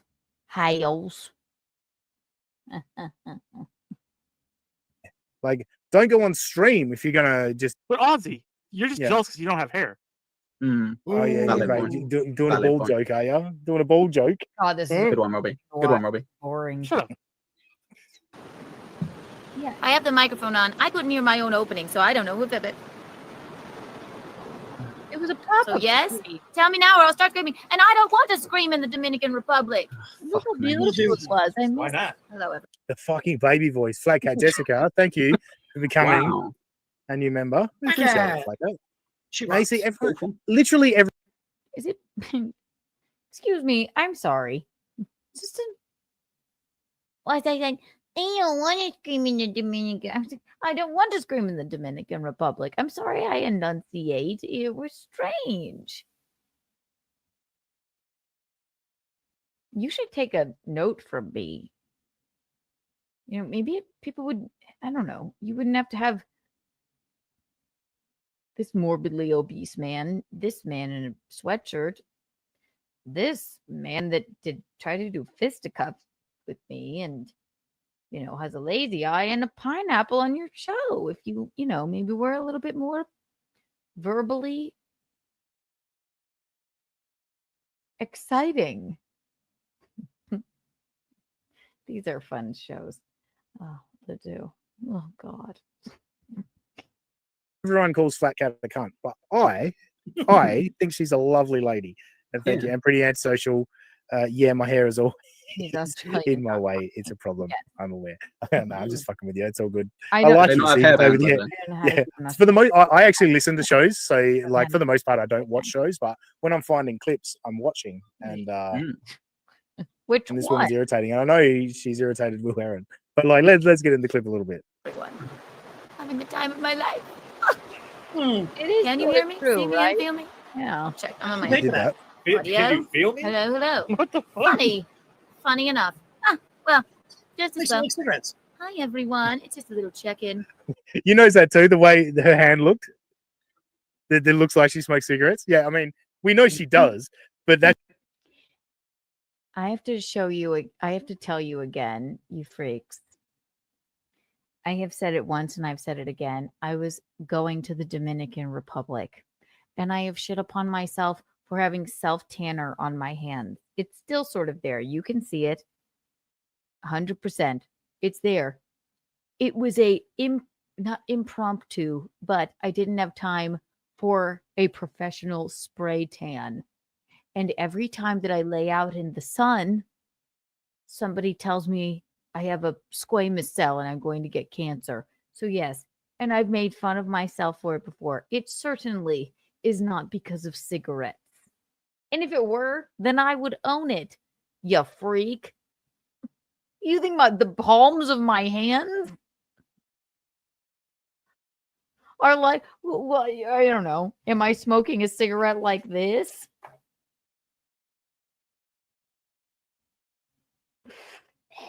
No, and I've made fun of myself for it. Okay. It's self-tanner, which is equally funny. Just know what you're making fun of. That's why you are where you are and probably be alone forever. I don't know. And also you really don't have nothing. You don't have much to say here. I'm sorry, I did a pop-up stream before we went to dinner in the Dominican Republic because we were having such a marvelous time.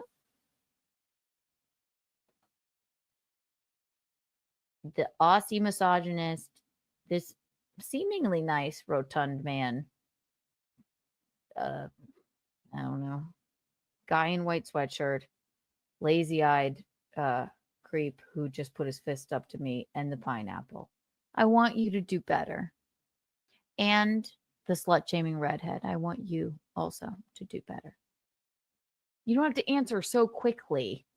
You're obviously obsessed with me. It's weird. That stood out, right? When she put a hand. The nicotine stains on her fingers. Yeah. Oh. If she's asking us if we can hear her, why would you be, doing the show right next to the fucking water? Right. It's a natural sound with no mic. Yeah, get a mic. There you go. I had a mic from the gorgeous. By the way, you lazy-eyed freak. I had my fucking whatchamacallit? Yeti mic there. You just can't see it in the frame because why put the mic in the frame when I'm so beautiful? Number 2, again, this isn't my studio. I have one. It's here. I have one I take with me places. It was there. Get a mic. You get a fucking new eye. And maybe some friends. I don't want to disparage him. It's really not his fault. He's so awful. I had one. It was there. It was plugged in. Dominican Republic. I'm here with my husband. I wish your shark would come and just bar. And my mother. Okay, cool. But also, traveling somewhere is not an achievement for you. Like, it's the beautiful Dominican Republic. Congratulate me for being in this beautiful place. You did nothing. You did absolutely Pay nothing. for it. I wasn't asking for anyone to congratulate me. I don't know. Just maybe updating people on what was the goings on. I just wanted to say hi to my friends that are always here and are always my pals on Keanu Cast. Have you ever been on a vacation before?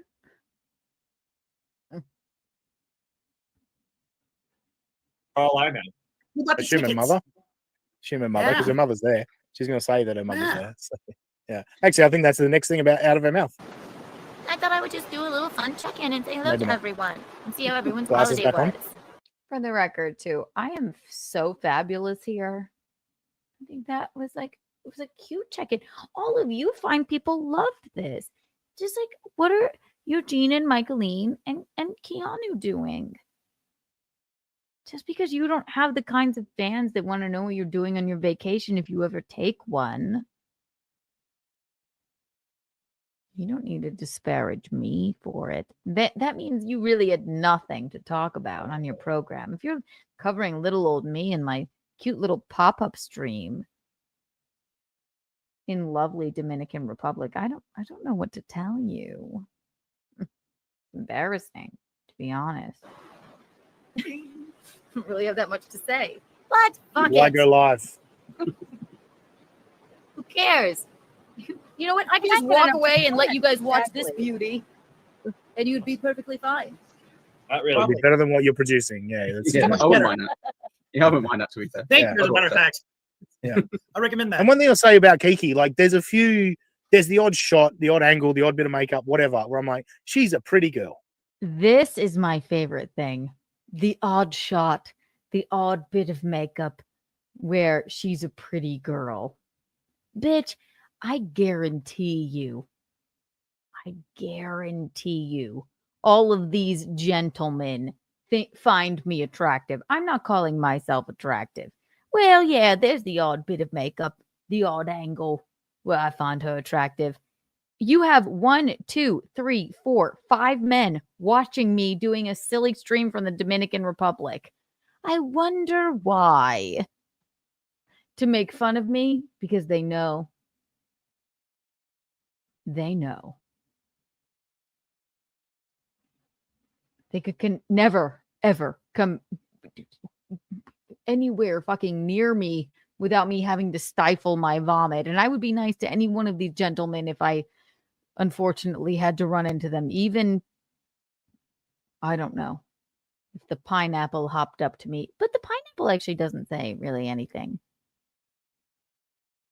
There's the odd bit of makeup or the odd angle that she looks attractive. I would venture to say,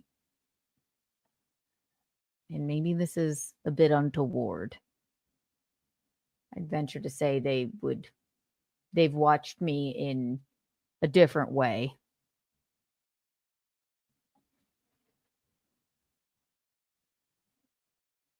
I can tell by how much you hate me for no reason.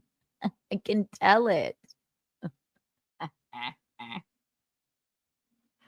Yes, they want to pink me. They can't stand the fact that maybe I'm a nice person. And also maybe, you know what? Listen, I'm very disparaging of myself, but like, I have my good days. They can't stand it. Bunch of incels. Boy run media incels. Here.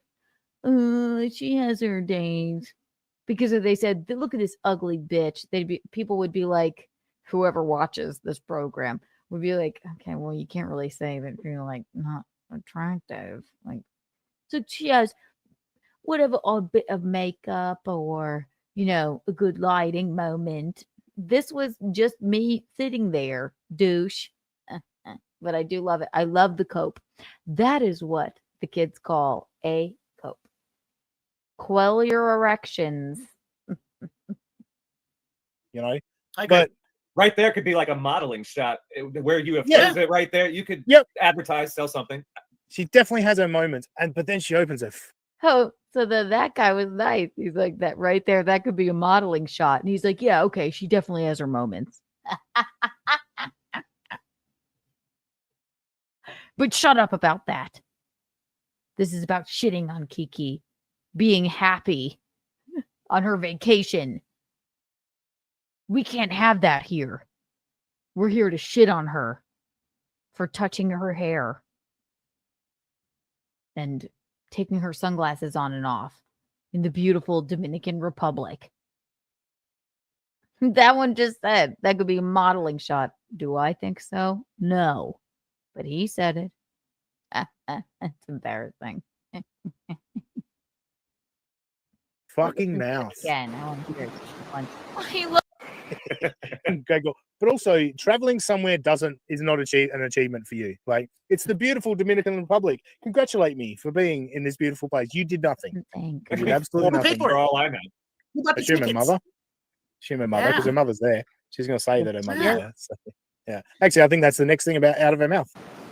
I thought I would just do a little fun check-in and say hello Maybe to not. everyone and see how everyone's Glasses holiday back on. was. Go for life, bro. Really have that much to say. Like her live.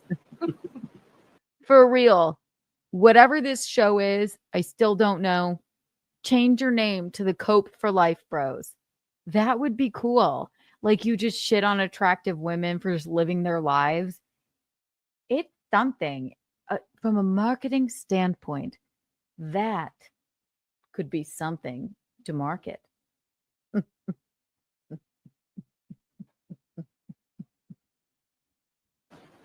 Who cares? You know what? I could just walk away and let you guys watch this beauty, and you'd be perfectly fine. It was. Not really. It'd be better than what you're producing. Yeah, that's Yeah, I wouldn't mind that. Yeah, I wouldn't mind that, to be fair. Thank you, as a matter of fact. Yeah.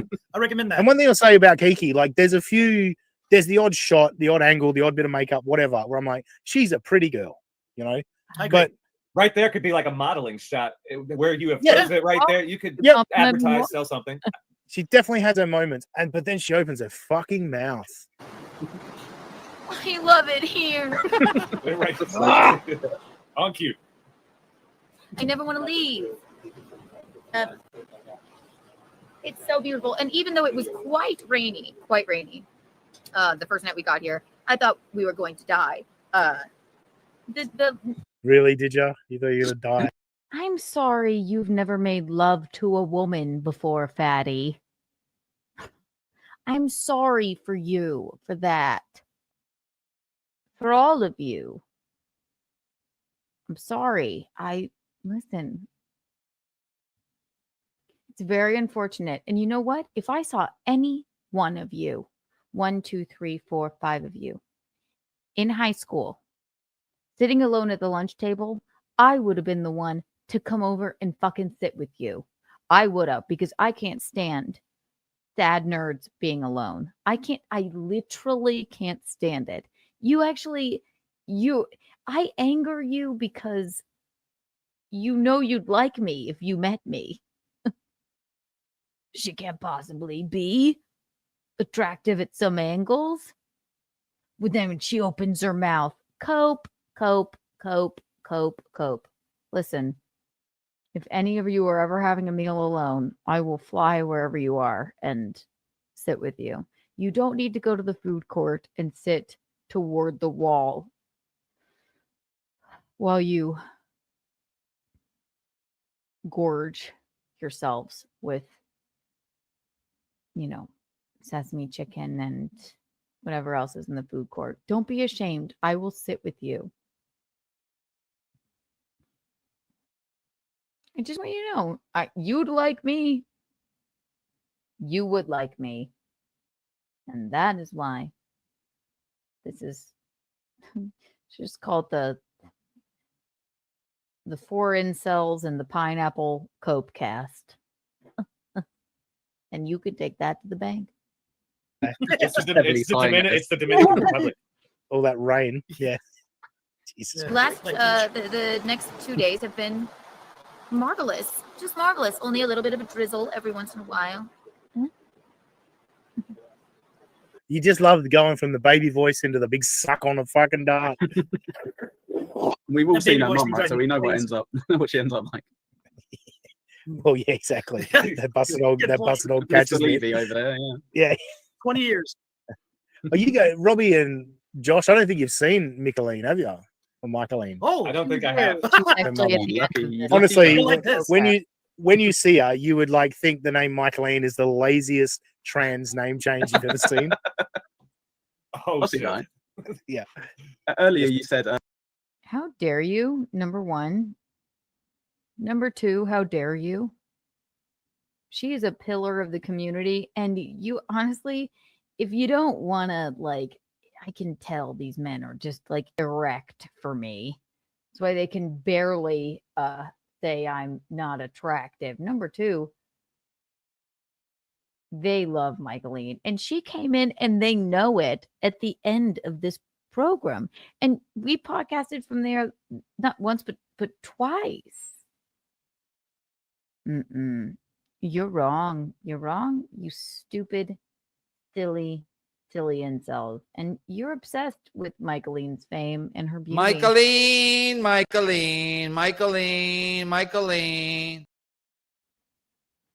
And we're sorry. We're sorry that you sat alone at the lunch table. We would have both sat with you.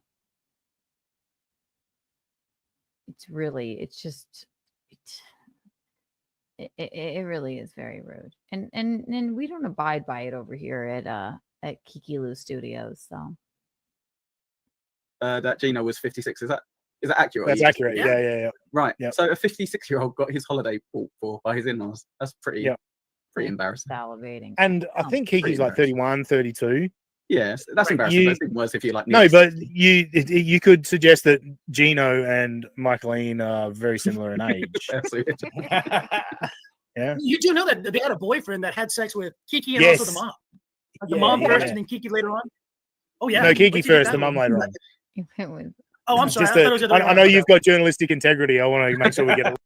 Oh, that's another thing. Okay, so then lazy-eyed Will Heron with a fucking, he's like, you do know that Keanu and her mom slept with the same dude. Why do you know that? Because I've told all of you. It was never a boyfriend of mine, and it was a hilarious situation. Or else, why would you know that? Like, you know that they slept with the same dude, right? First of all, not at the same time. First of all, it wasn't a boyfriend of mine. Third of all, Micheline fucks, okay? She's cool. I'm sorry, Will. I'm sorry. You know that they slept with the same person, right? They slept with a boyfriend of Keanu. And you'd be perfectly fine.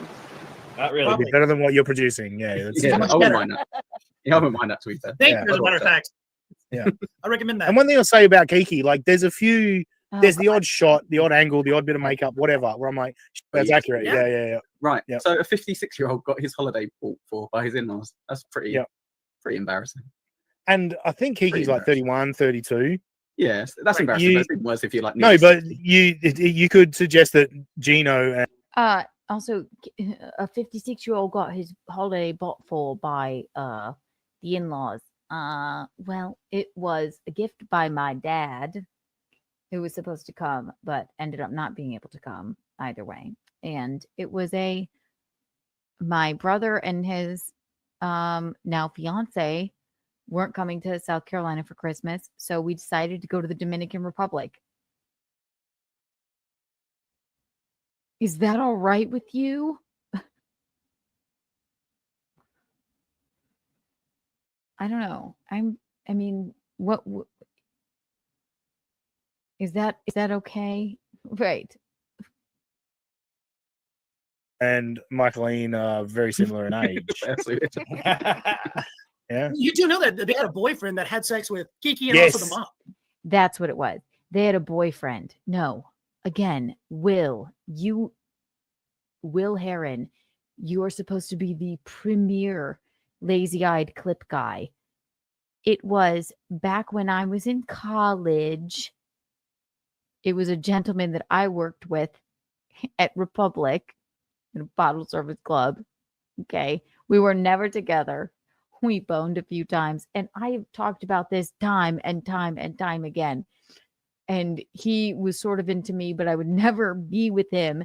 And then my mom came to town, and he was sort of, we were all drinking. He was sort of into her, and we found it hilarious. And she was like, fuck, whatever. If this 30-year-old guy is into me, and they had passionate love. If I say it, that's not like something that you found out, you journalist, you lazy-eyed journalist. I say it all the time. Not a boyfriend. It would be really interesting if it were, but it wasn't. Get over yourself. And also, we laugh about it to this day. You do know that they shared a boyfriend, right? Silly, sad, unbelievably hideous, lazy-eyed incel.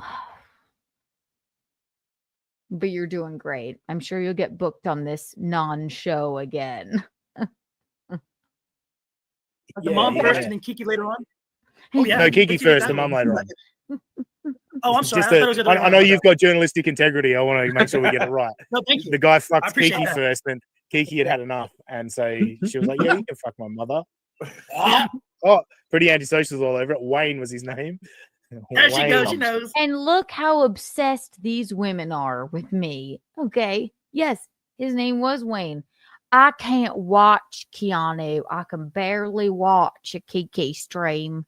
I never watch Keanu because just like I can't stand watching her because she just does this and that. And we love Kiki, but she does this and that. But I can't watch her. But again, do you see what just came up? If you can't see, I will go back just slightly for you. They pull That's it up. embarrassing. Worse if you like. No, but you. Last the next 2 days have been marvelous, just marvelous. Only a little bit of a drizzle every once in a while. You just loved going from for by his in-laws. That's pretty embarrassing. Kiki first, and Kiki had enough, and so she was like, yeah, you can fuck my mother. Oh, pretty antisocials all over it. Wayne. There you go. So pretty antisocial, which is the redheaded slut shaming woman, says, Wayne, I thought you couldn't watch Kiki. I just can't stand to watch her. But for some reason, and I have a joke about it in my act. This was back when I was in fucking college. Like you must have done a deep, deep dive into Keanu lore.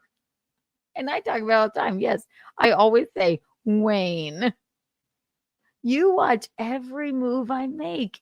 You slut-shaming redhead. Wayne. God, I'm telling you once and I'll tell you again. It is not. You guys are better than this. It is not a good look to be like, I'm just going to sit on the trigger of the keyboard. Oh, they're talking about something I know. Wayne. Yes, Wayne. Wayne. We talk about it. God, I can barely remember her name. Haley. The other one, now I won't even know. Name escapes me. This might have been the other one. Ugh. Why?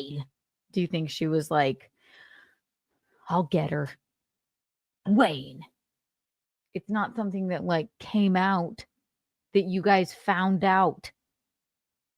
I've said it 100 fucking times, Wayne. So does that like, go with your narrative that I can't watch her? You're better than that. You're all better. You bunch of incels and a pineapple. And then you slut-shaming redhead. Hater. Fuck. I know. Listen. You're not fit to shine Wayne's shoes. Wayne was his name. There she goes. She knows. Wayne Kerr, maybe. Huh? Breaking news. See what you did there. Eugene speech to texting. So I was a bit distracted, but I got these sunglasses today. Did you? They're very dumb. Yeah, but no very shit. useful. I cannot live without sunglasses, and I forgot mine. I think they say, I don't know. I think they're like, I don't know. I gave him an amount of It says whore on the side. You gave him $10. Pesos. Gave him an amount of pesos that I think added up to $8. But So she's showing off her $8 sunglasses. no, you're stupid. I'm not showing them off. I'm saying, look, I am an idiot and I left my nice sunglasses at home. Nice-ish, whatever. And then I gave a man an amount of pesos for these idiotic sunglasses that I'm wearing. I'm not like, ooh, yes, look at these sunglasses that I paid $8 American for in pesos. You silly, ugly man. I bought them from the Looky Man. Well done. Yeah. She's put on her face and taken off her face and put on her head and all that about 6 times. It's just, oh my God. There's really no telling, and I can't tell what they say, but it says angels here. Maybe one of the natives can break it down. Yeah. And palm. Angel's palm. Really heavy emphasis on the L in palm there. Is she? Palm. And then, yeah, she's got to hold up her hand to show her. This is a palm. This is a palm.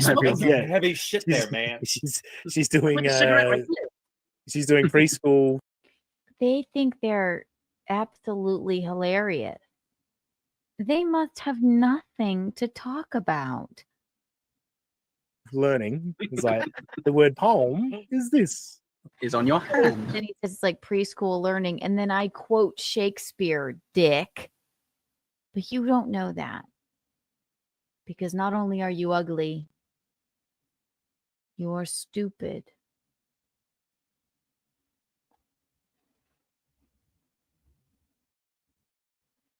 Let lips do what hands do.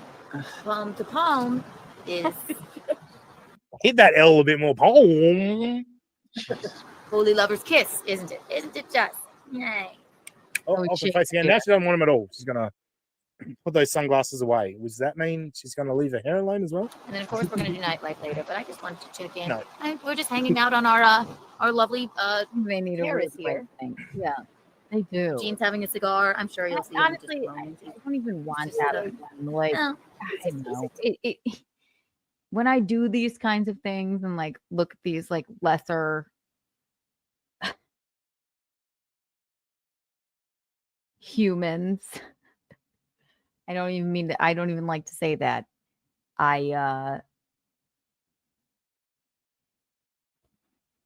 Sometimes I just like to put people in their place in the middle of the night. Why not? Right? Does it bother me? No, it's sad. It's sad for them. Like, they're like, this'll get her. Or they had nothing to talk about. They couldn't even say she's ugly. She looks like a piece of shit. She has self-tanner on her hands. They said, well, in the right light, she looks good. And then the other one, I'm sure the host was like mad at the other fatty that was like, that could be like a model picture. He's like, shut up. And then they have this slut shaming redhead coming in like, Wayne. It is sad. It is sad. It's more fun for me to do this. They need a rude awakening in that.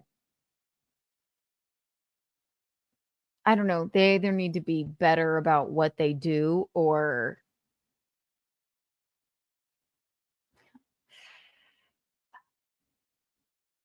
maybe, I don't know, have sex with somebody every once in a while. Maybe ask a lady on a date.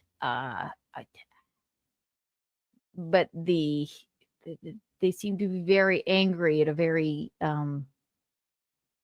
nothing happy stream pop-up stream from the Dominican Republic about where I was just goofing around.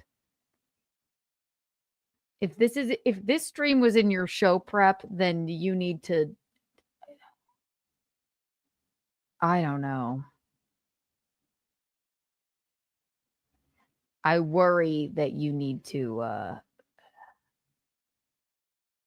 maybe admit that you're not into women, or maybe admit that you're a eunuch or something along the lines of that. But like, this can't be the most exciting thing for you to cover, because it was really just a silly thing.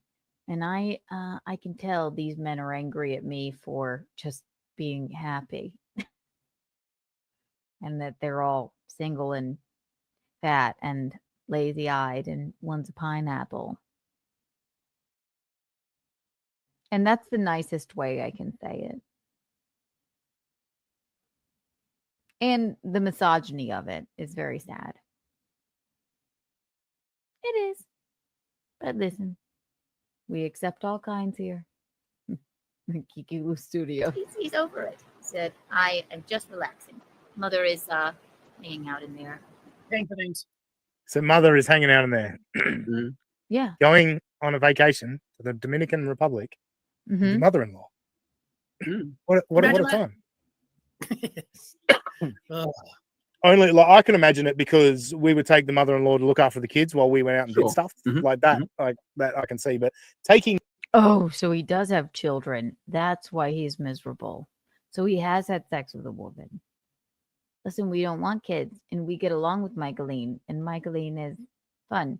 It was, excuse me for having a fun vacation with my mom and my husband. She was just getting ready for dinner, right? What about this made you think that this was some sort of hard-hitting story? You fat Australian. I don't know. God, your poor children. They must be like, what's daddy doing? Our dad's a weirdo.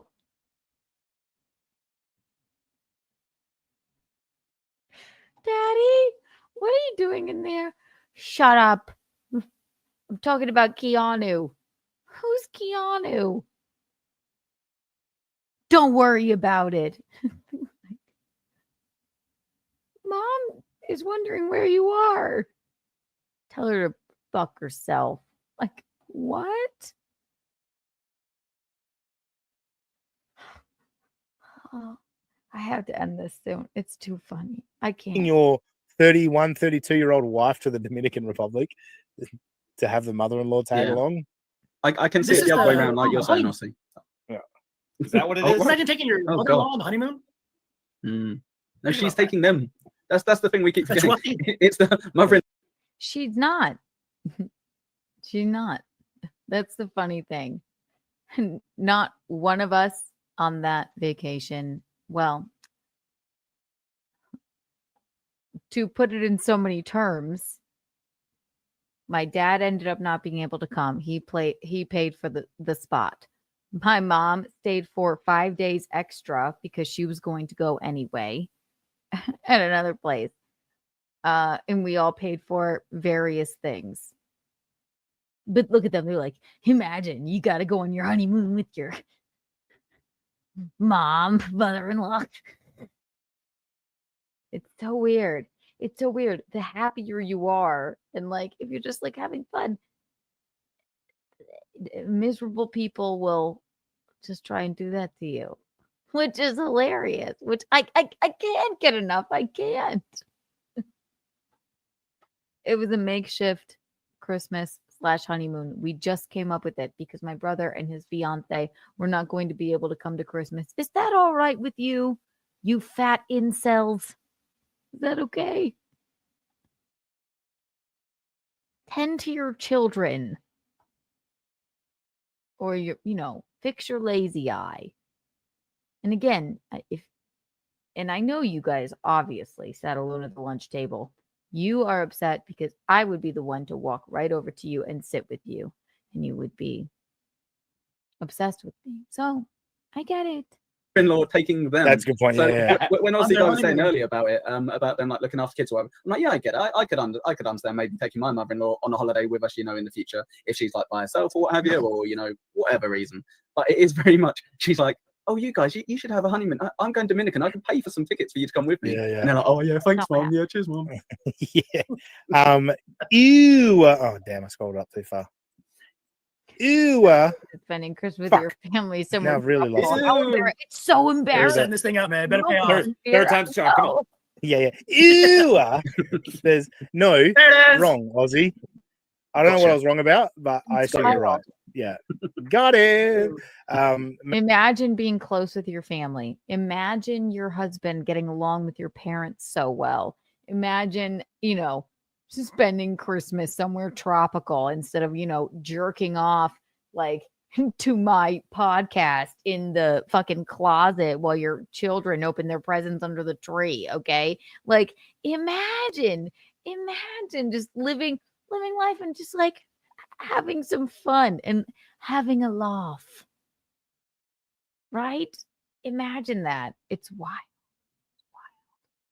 It can't, and it should be stopped. I wish I knew the name of one of these people, but I don't. Except for Will Heron with the lazy eye. And the he hates me just a little too much with that all-seeing lazy eye. And he's wrong about a lot, and he should have journalistic integrity. It's very sad, but it's fun. I can't do this for much longer.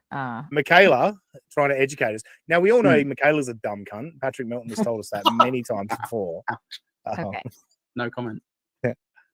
Now they're going to talk about a person that just, you know, commented in, and they immediately call her a see you next Tuesday. Incels immediately. Why? God. Tell me you're a gay incel without telling me you're a gay incel. You immediately, somebody with the name Michaela chats into your shitty show and you immediately call her a C word. This is why you are the way you are. Gay, very gay, very gay. Nothing wrong with that, but just come out with it. Oh, you think Geno took Kiki and not Kiki took him? No, we just discussed that Kiki's mum took them both. Yeah. Also false. Also all false. So we're caught up, Michaela. I was just doing it for the chuckles, you know. For the show. Imagine going on a holiday as we call it in Australia and the UK. A vacay. Use the real language. You go to university instead of the university? Come on. It's college. Yes, exactly. I went to hospital. No fool, you went to the hospital. Come on, man. We fought a war over this stuff. Wait, did we fight each other, Will? I forget. I'm gonna fight no one something in 1776 or something. I can't quite remember. I thought we were all friends. I don't know. Black Cat Jessica says Patrick is a woman hater. I assume you mean Patrick Dixon. You're not talking about my friend Patrick Milton. No, good. Melty is a woman hater. I also feel bad for him. I also believe he was bullied quite a lot. I can just sense it about some people. And that is why. And also maybe could be gay. Yeah. And that's why he also hates on women. So it's either you're an incel, you're a woman hater, you were bullied, you're gay, and you can't come out of the closet. And again, I'll say it once, I'll say it again. It is 20 now, 25. Slut shaming, slavery, and gay shaming are over. Come out of the closet. There's no reason to live your life like this. We have one life to live. Slut shaming is over. It was over. years ago, much like even more years ago, slavery. All of you weird incels, stop. Get over it, please. I need to just shit on women. Any man that seems like kind of a nerd that just like will so easily call a woman a cunt. It's like, whoa, but why? It makes no fucking sense. I'm sorry. It doesn't. It has to be a you thing, not a me thing. It's a you thing. And I won't. I won't abide by it. Ooh. Oh, good name, Mr. Did text me, but I am hitting shift key 5 times. Might be sticky key setting. Shift key 5 times. It's not the case. Hit shift 5 times again to shut it off. The shift key 5 times. And now what? We wait? Either way. No matter. We're working it out. Let's try it again.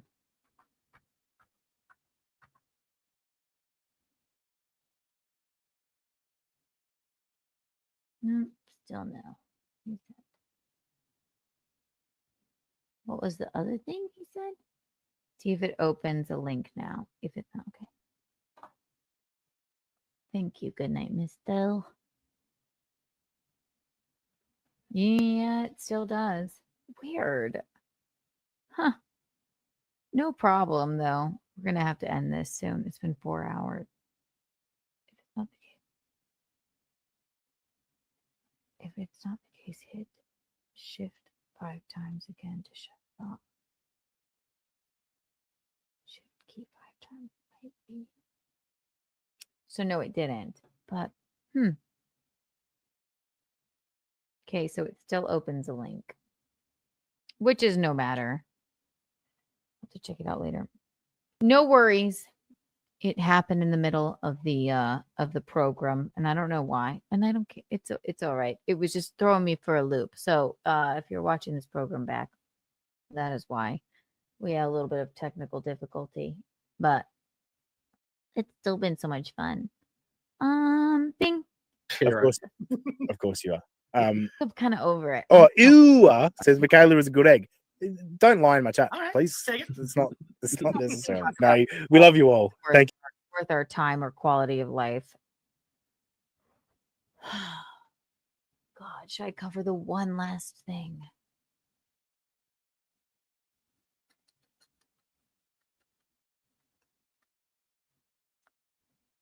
No, I'm going to save it for Untoward Tuesday tomorrow. It's already been 4 hours.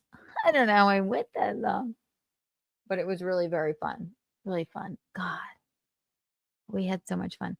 But tomorrow, I have to cover the fact that Marcelo Hernandez, wonderful, amazing comedian that I know, was rumored to be sleeping with Paige DeSorbo. Okay, I have to cover that tomorrow. And tomorrow you have to look forward to Untoward Tuesday with me and Michaeline. Isn't that exciting? 9 p.m.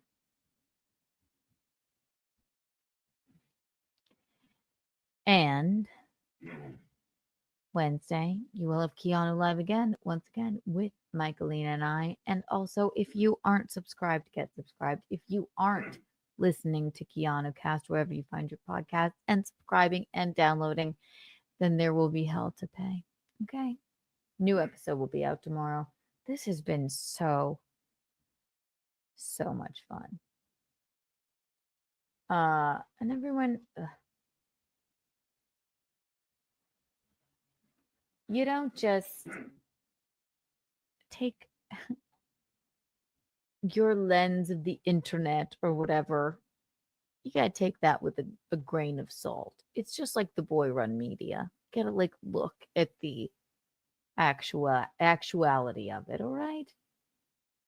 it's 2025. It's time to not get along. You don't have to like everyone, but it's like it's time to like actually look into something before saying it, and that goes for everyone. And I'm not talking about the people I talked about tonight in actually involved in the situation. I'm talking about the viewers of the situation. And if you are so excited to see the downfall or something or people fight, then you are an incel and a virgin and could be gay. And if you are, that's fine, but just come out of the closet. It's 2025. I'll say it once, I'll say it again. Slut shaming, being gay, and slavery are over. Come out of the closet. Stop slut shaming. And clearly, if you're enslaving someone, that's a problem, but you wouldn't. Okay? It's all going to be good. Please. Please. It's enough.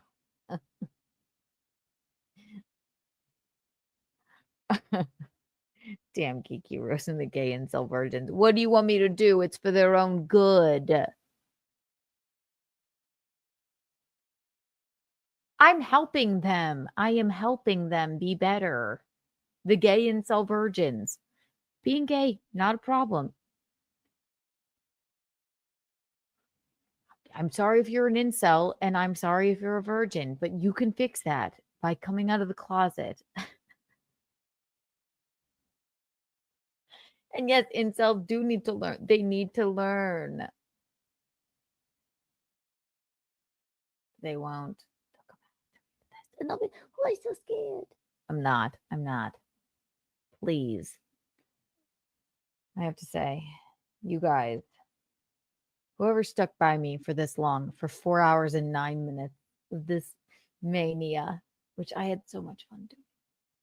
We'll see you tomorrow at 9 p.m. with Michaeline.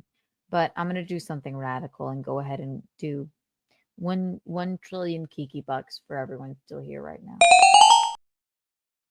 And 80 Kiki coins. Wow.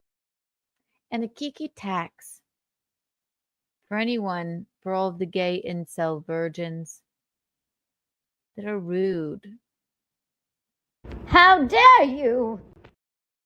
No problem with being gay. No problem with being a virgin. No problem with, just I want everyone to be themselves. Slavery, slut shaming, and being gay aren't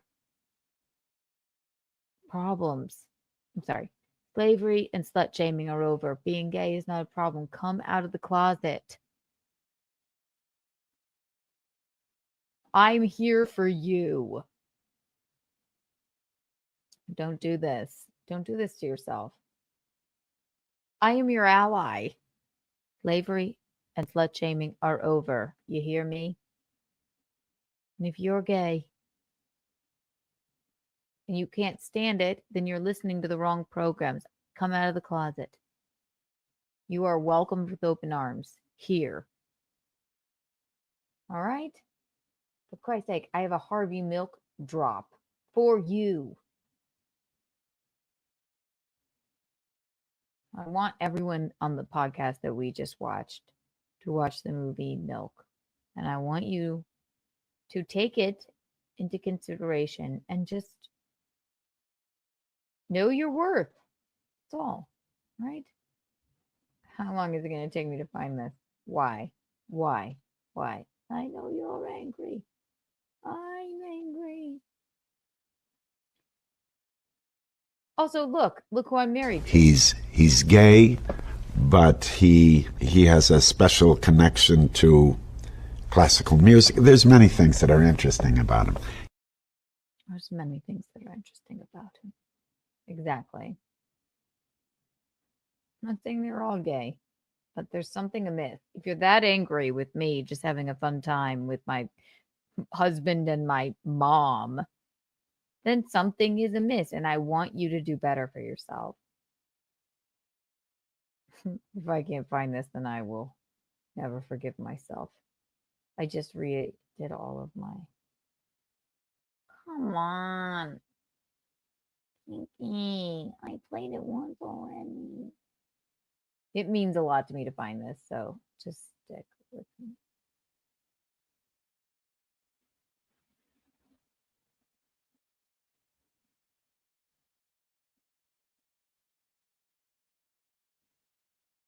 Oh, it's right there.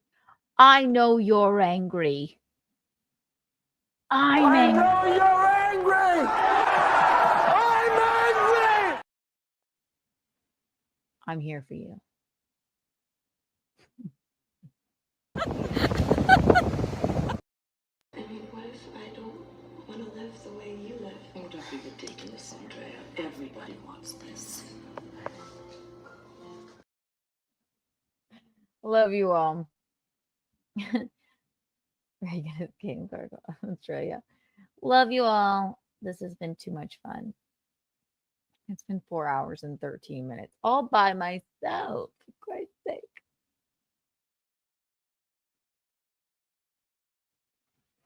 Jesus Christ, it's 3:39. All right, you guys are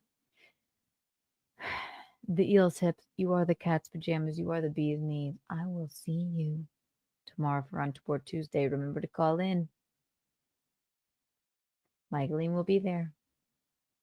Kiki out. Bye, everybody.